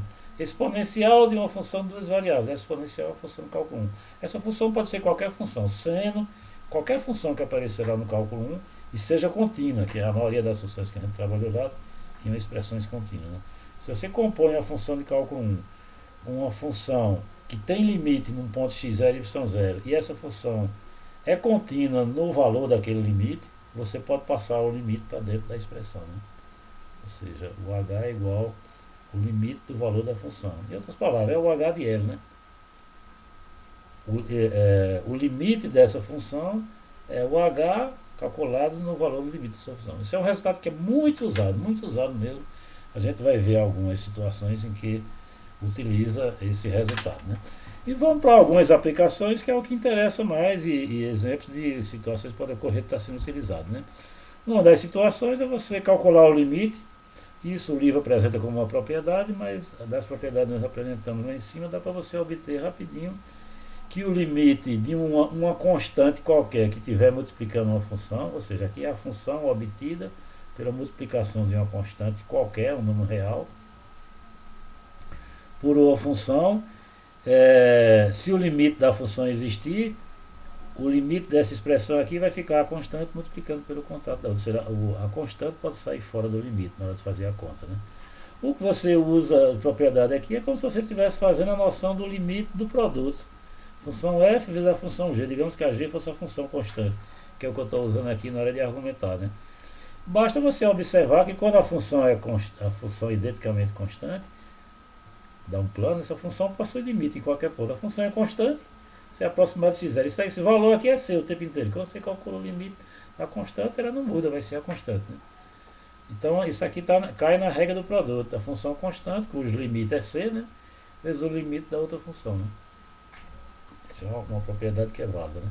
Aqui você obtém de forma imediata, disparece até de muito comentário. Se eu faço x se aproximar de x0, y se aproximar de x0, a função f de xy igual a x se aproxima de quem? O meu x está se aproximando de x0, claro que o valor da função vai estar se aproximando de x0, o limite é x0. Né? Tem várias argumentações para estar concluindo isso, eu estou aqui falando mais como uma observação, mas o argumento é simples. Né? Mesma coisa com a segunda variável, são funções, quando você calcula o limite existe e vai dar o valor x0. Se quiser usar coordenadas polares para concluir isso, use, né? Se quiser usar a regra do... Você já tiver algumas opções de estar concluindo as contas em alguns limites. Aqui dá para concluir sem muito problema. Né? Se você fosse usar coordenadas polares para concluir que esse limite dava o próprio x, quem é que você calcular o limite no ponto x0? x0 em coordenada polar é x0 mais r cosseno de θ. O limite quando o r tende para zero vai dar x0, né? O x0 está fixo. Né? Muito bem. Dessas duas conclusões, você pode estar concluindo que para um polinômio qualquer, essa propriedade, um polinômio em duas variáveis, eu estou escrevendo aqui em termos genéricos, geralmente um polinômio qualquer em duas variáveis, qualquer expressão envolvendo produto e soma de potências dessas variáveis, x ou y. Se você organizar as potências de ordem 1 e as potências de ordem 2, as potências de ordem 3 em grupos, você pode estar descrevendo um polinômio qualquer de grau n. Quando eu digo de grau n, é onde a maior potência nessas variáveis dá igual a n. Né? Seria constante, esses números aqui são constantes. No geral, essa constante pode ser nula, quando for nula não aparece. Em geral, um polinômio de qualquer grau, você escreve o termo de grau 0. Os termos de grau 1, uma constante vezes a potência 1 de x, uma constante vezes a potência 1 de y. Se o polinômio fosse em 3 variáveis, iria ter mais uma constante vezes a terceira variável. Né? Os termos de grau 2, tá x, isso aqui é um termo de grau 2, um em x e um em y. Estou multiplicando, soma os graus. Né? Se tivesse a variável z, se fosse de 3 variáveis, você precisava mais um, né? O polinômio. E aqui o termo de grau 2. Em geral, até o termo de grau n seria a definição geral de uma função polinomial. A gente chama isso de função polinomial. Né? Uma pergunta natural. Se você define uma função por essa expressão aqui, quem é o domínio dela? Quem é o domínio dessa função? O domínio são todos os pontos para os quais não tem restrição na hora de você fazer a conta. Tem alguma restrição para fazer a conta aqui? Eu só estou usando conta de multiplicar, que você multiplica qualquer número, né? Calcular a potência também é multiplicar n vezes. Ou seja, não existe nenhuma restrição. O domínio da função polinomial é todo o plano, ou seja, todos os pares ordenados. Todos os, uma linguagem como eu dizer, todos os reais é se fosse de uma variável, é todo o plano, né? É todos os pares ordenados, se quiser ser mais preciso, né? Para educar a conversar na linguagem correta, né? E se você for fazer as propriedades dos limites que a gente obteve acima, quem seria o limite dessa expressão quando você faz x tender para x0 e o y tender para y0? Aí você aplica a regra da soma. O limite da soma é a soma dos limites. Ficaria o limite aqui, mais o limite aqui, mais o limite aqui, mais o limite cá. Aqui ficaria o limite da constante, da própria constante. A constante vezes esse limite da função. O limite dessa função, quando vai para x0, daria ele aplicado ao ponto x0. Né? O limite de uma constante vezes y0 daria ele vezes y0. Né? Aqui daria a constante vezes a função x ao quadrado. A função x ao quadrado é x vezes x. X vezes x, usa a regra do produto, x vai para 0, daria x0 vezes x0 no limite. Né? Então esse limite aqui desse termo daria ax0 ao quadrado. Né? E todos os outros termos, se você for fazer a conta, daria esse limite quando x tende para x0 e o y tende para y0, eu não escrevi aqui a parte, mas seria você substituir todos os valores por x0 e y0. Em outras palavras, quando você substitui todos os valores por x0 e y0, o limite do polinômio no ponto x e y qualquer, quando eu faço x aproximado de x0 e de y0, a rigor está sendo você substituir na expressão do polinômio todinha o x por x0 e o y por y0, que foi que eu usei aqui na hora de fazer essa conta? É um exemplo típico de que você calcula o limite simplesmente fazendo uma substituição. Eu utilizei recorrentemente a propriedade do limite da soma, lá em cima, propriedade 1, né? E a propriedade 2, limite do. Acho que eu estou até com essa folha aqui, não sei onde eu deixei essas duas propriedades aqui, né? Eu usei recorrentemente a propriedade do limite da soma e a soma do limite. O limite do produto é o produto do limite. Eu usei isso repetidamente para concluir que quando eu vou calcular o limite em uma expressão polinomial qualquer, é simplesmente substituir. Uma conta que a gente já faz desde lá de cálculo 1, cálculo 2, em cálculo 2, cálculo 3, funções de duas variáveis, também continua acontecendo, né? Vamos considerar um outro exemplo diferente. As minhas funções, nesse exemplo 3 aqui que eu estou considerando, a gente chama de funções racional, né? O que é uma função racional? É uma função que a sua expressão envolve a divisão de dois polinômios, né? Estou botando aqui um polinômio de grau n e um polinômio de grau m. Polinômio repetindo é uma expressão com essa cara aqui, né? Geralmente a gente bota, eu botei no contexto indefinido para poder dizer que vai até o grau n, mas essas expressões geralmente são expressões envolvendo potência das variáveis x e y, né? Tem várias situações de exemplo. Digamos que você está com duas divisões de polinômios. Aí pega um ponto x0 e y0 qualquer no domínio. Quem seria o domínio dessa função? Vem aquela mesma coisa. O domínio é tudo ao qual é possível fazer a conta. Calcular o valor de um polinômio eu consigo calcular sem nenhum problema para qualquer valor. O domínio é o plano, a gente já viu, né? O denominador, o domínio é o plano. Faça a conta sem o menor problema. Mas fazer a conta do valor de f de função para isso te dar um número, o denominador não pode se anular. Então o domínio não vai ser mais todo um plano, né? Vai ser todo o plano com exceção dos pontos onde o denominador se anula. Aonde o denominador se anular aqui, isso não é mais parte do domínio, né? Por isso que eu estou querendo calcular o limite, não poderia ser ponto da fronteira, tá? Eventualmente calculando o limite nessa situação. Mas esse limite, como aqui está dividindo, não seria uma situação que você faz o limite simplesmente dividindo. Quando você divide o denominador se anula, você vai usar um daqueles artifícios que a gente usou, regra dos dois caminhos, para concluir que não existe. Se em cima o limite desse diferente de zero e aqui desse zero, seria um número diferente de zero dividido por zero, esse limite dá infinito. Seria uma situação de não existência também, né? Mas aí acontecem determinações do tipo, quando você substitui em cima da zero e embaixo da zero, aí você não pode deduzir a indeterminação. Seria que apelar para limites por coordenadas polares para tentar calcular, ou mesmo regra dos dois caminhos para concluir a não existência, né? Repetindo, eu estou lidando com as situações que você calcula o limite simplesmente substituindo na expressão, né? Uma situação que acontece em abundância, a gente nunca cobra porque não tem muito o que fazer, né? Talvez tivesse que argumentar. Dá um exemplo lá, você dizer argumente porque você pode calcular o limite substituindo diretamente. Aí tudo bem, entraria um contexto de questionar o conhecimento da teoria para vocês, né?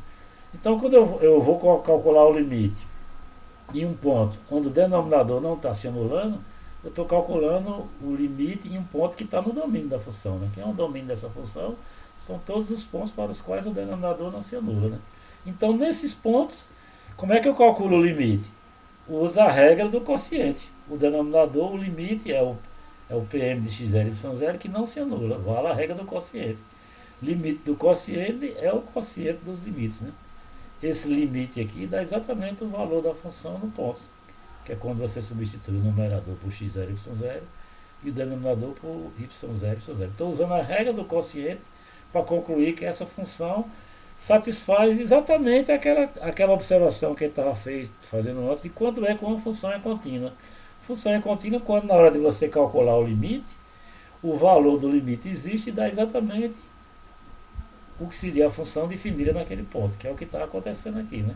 Esse limite é substituir o numerador por x0 e y0 e o denominador por y0 e y0, que é exatamente a definição da função no ponto dado, né? Se você colocar x0, y0, x0, y0, daria isso aqui é o f de x0 e y0, né? Muito bem, mais uma situação de como calcular o limite sem fazer muita conta, né? mudar a folhinha aqui para poder a gente ver se conclui essa parte, que é um vídeo um pouco longo, mas porque lembre-se que em cálculo 1 a gente passava quase que uma unidade inteira para poder fazer uma prova, apenas abordando situações distintas de como está se calculando o limite, né?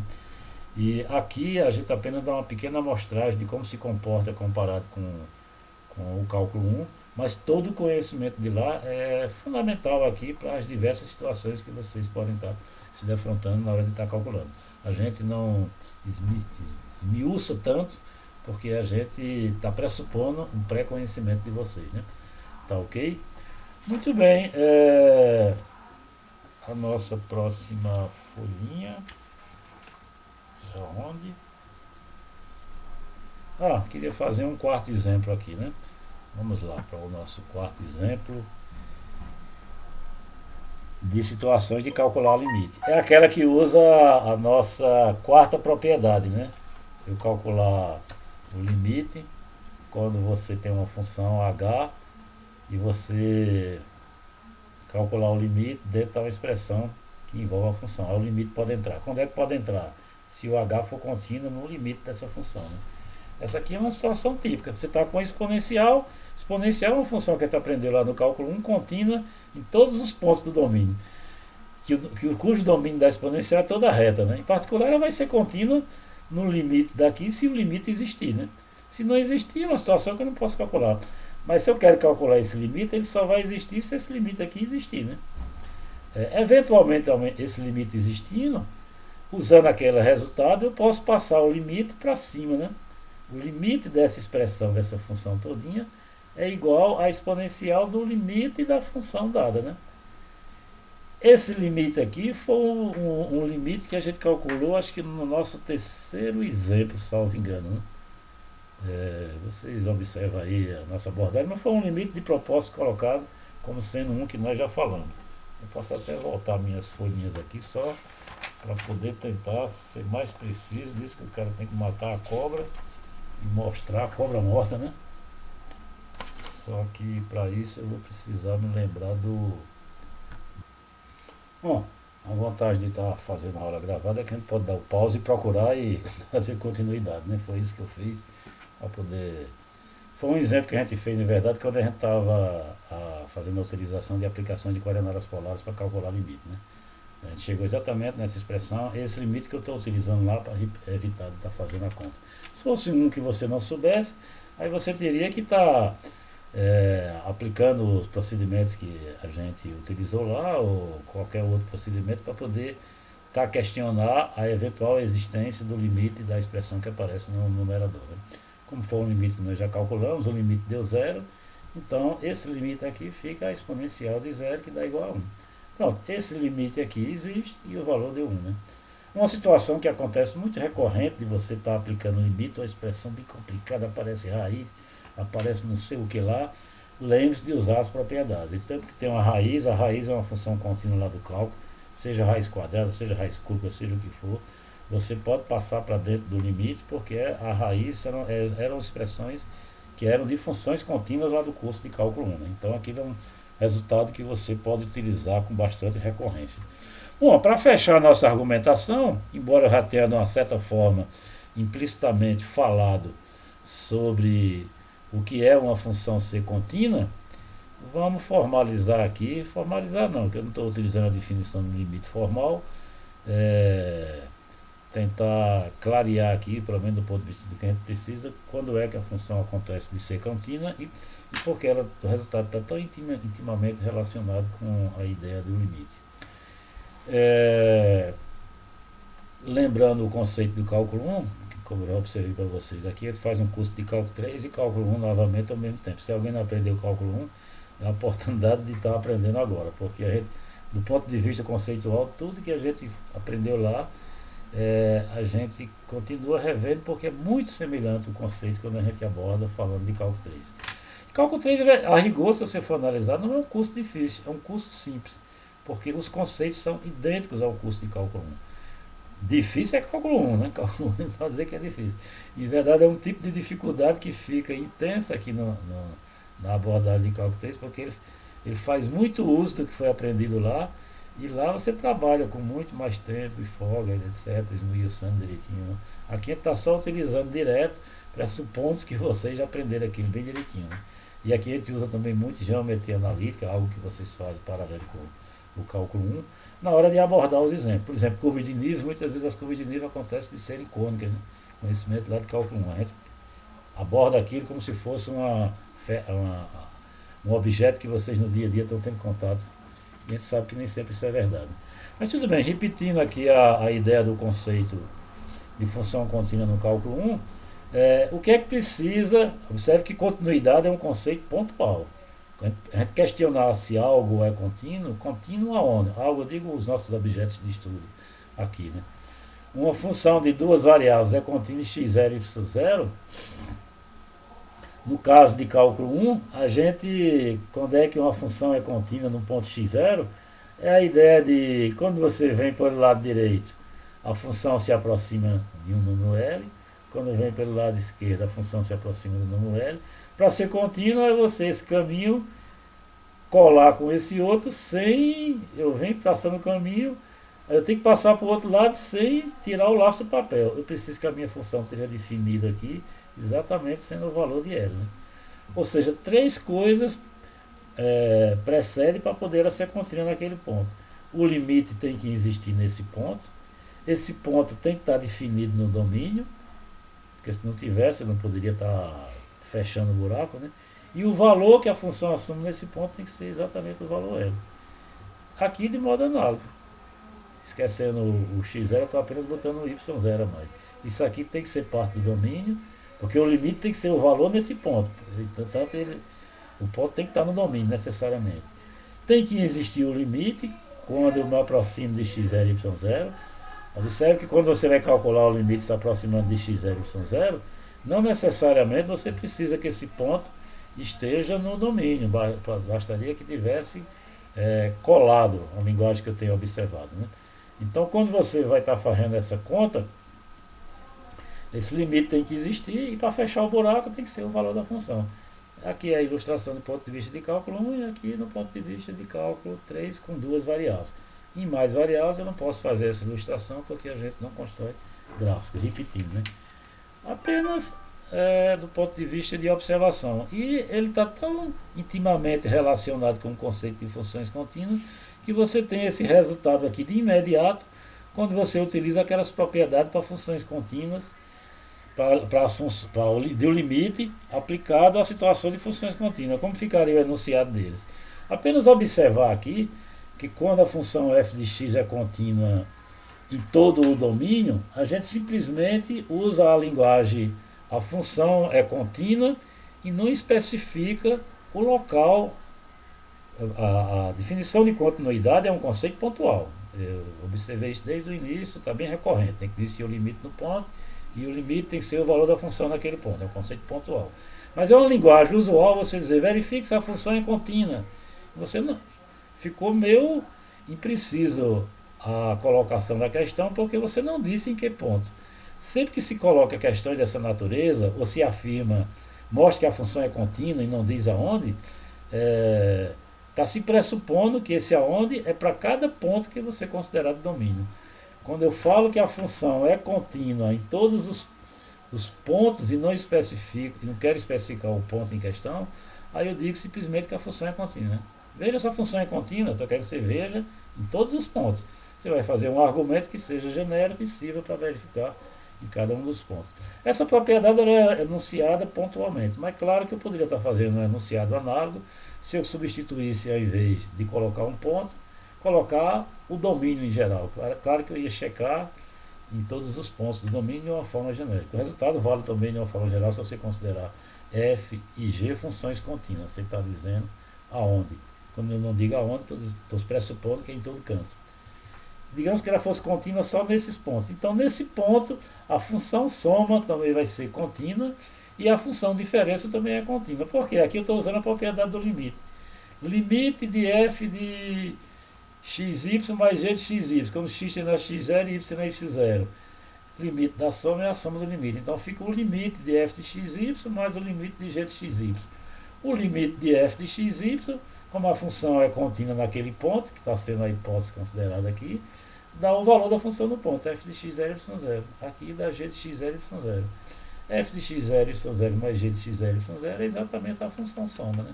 Então a função soma daria contínua, de modo análogo à função produto, a função quociente. Quociente de funções contínuas em um ponto é uma função contínua.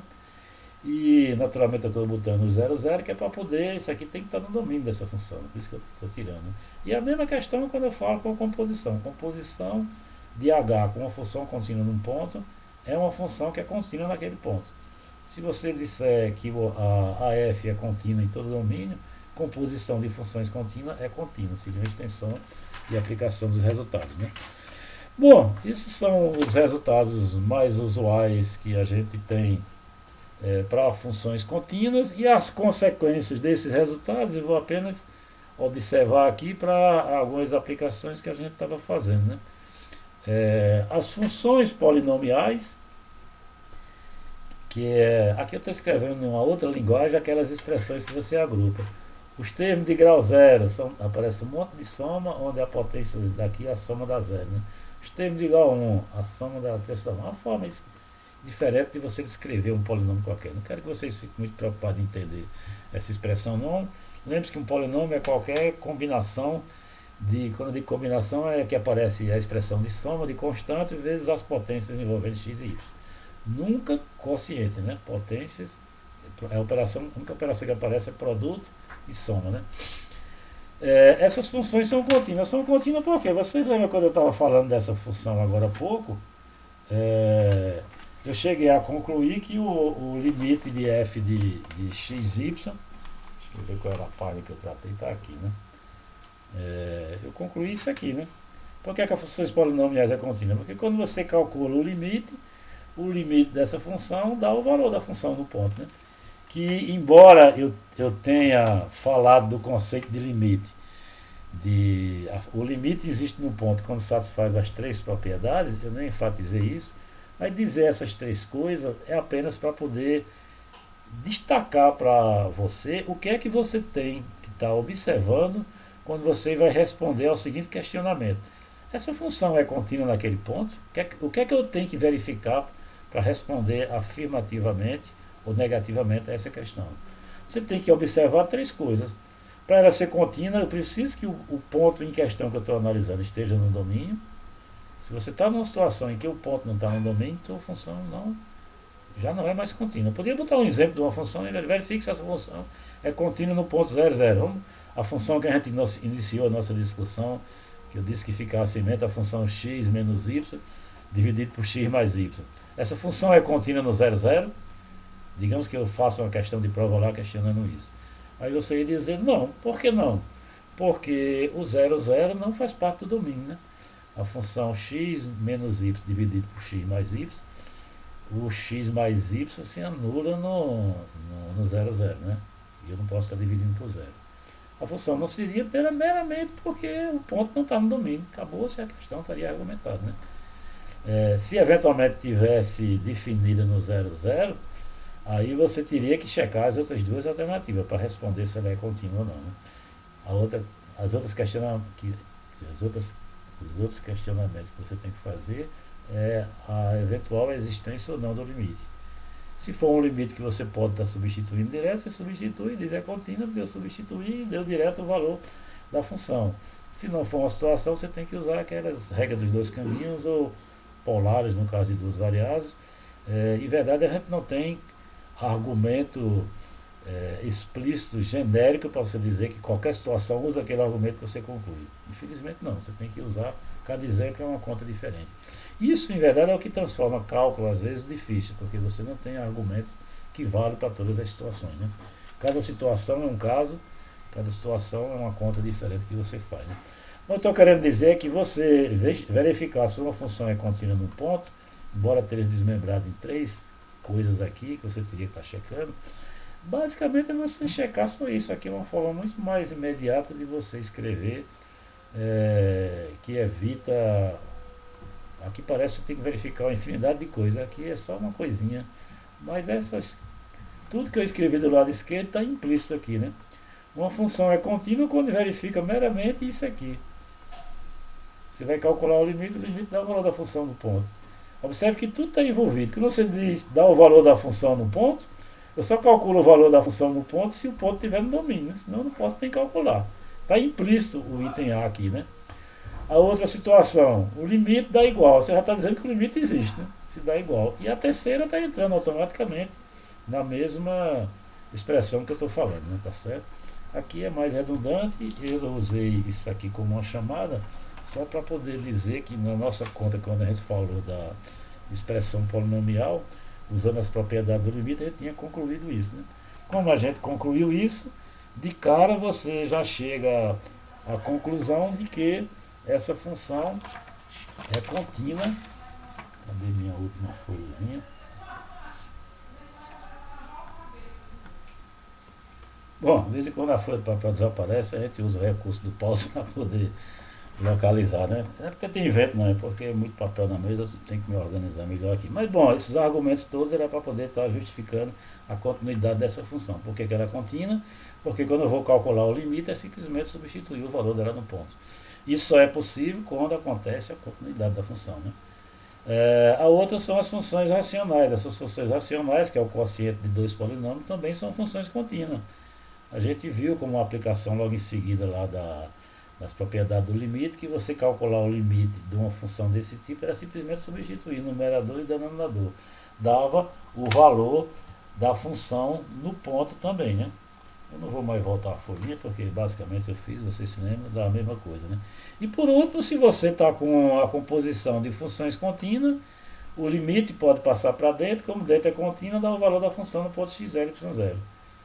Composição de funções contínuas também dá funções contínuas. São as situações mais práticas que você utiliza para poder estar calculando limites de uma forma imediata, simplesmente substituindo o valor da função. Eu não vou. Geralmente a gente cobra menos isso em prova diretamente, mas isso indiretamente é cobrado durante o curso o tempo inteiro. O uso dessas propriedades, que são as situações que acontecem e você está concluindo a existência do limite, e o limite é direto calculado simplesmente de uma forma substituindo, né? Bom, tudo que eu estou falando aqui está relacionado com a situação de duas variáveis, mas a extensão ocorre de modo bastante natural em tudo que a gente abordou e repetiu. Em algumas situações eu cheguei a estar destacando, em outras eu me esqueci, mas para funções de três ou mais variáveis, né? O que você tem que fazer é apenas dar uma revisada em tudo que foi abordado no livro e está tocando, tá substituindo a ideia de limite, né? Que geralmente envolve a questão de estar próximo, que é um disco. A ilustração geométrica do limite a gente não fez, mas no caso de três variáveis você substitui disco por bola, e no caso de mais variáveis seria, a gente chama hiperbola, né? A bola do hiperespaço, o espaço de dimensão maior do que 3, geralmente a gente chama hiperespaço. Hiper dá a ideia de ser algo mais forte, né? Algo mais gordo, né? Tem uma dimensão a mais para poder ocupar, então por isso que chama mais gordo. Aqui, na verdade, eu caminhei mensagens para vocês, uma varredura dos exercícios que o livro contempla.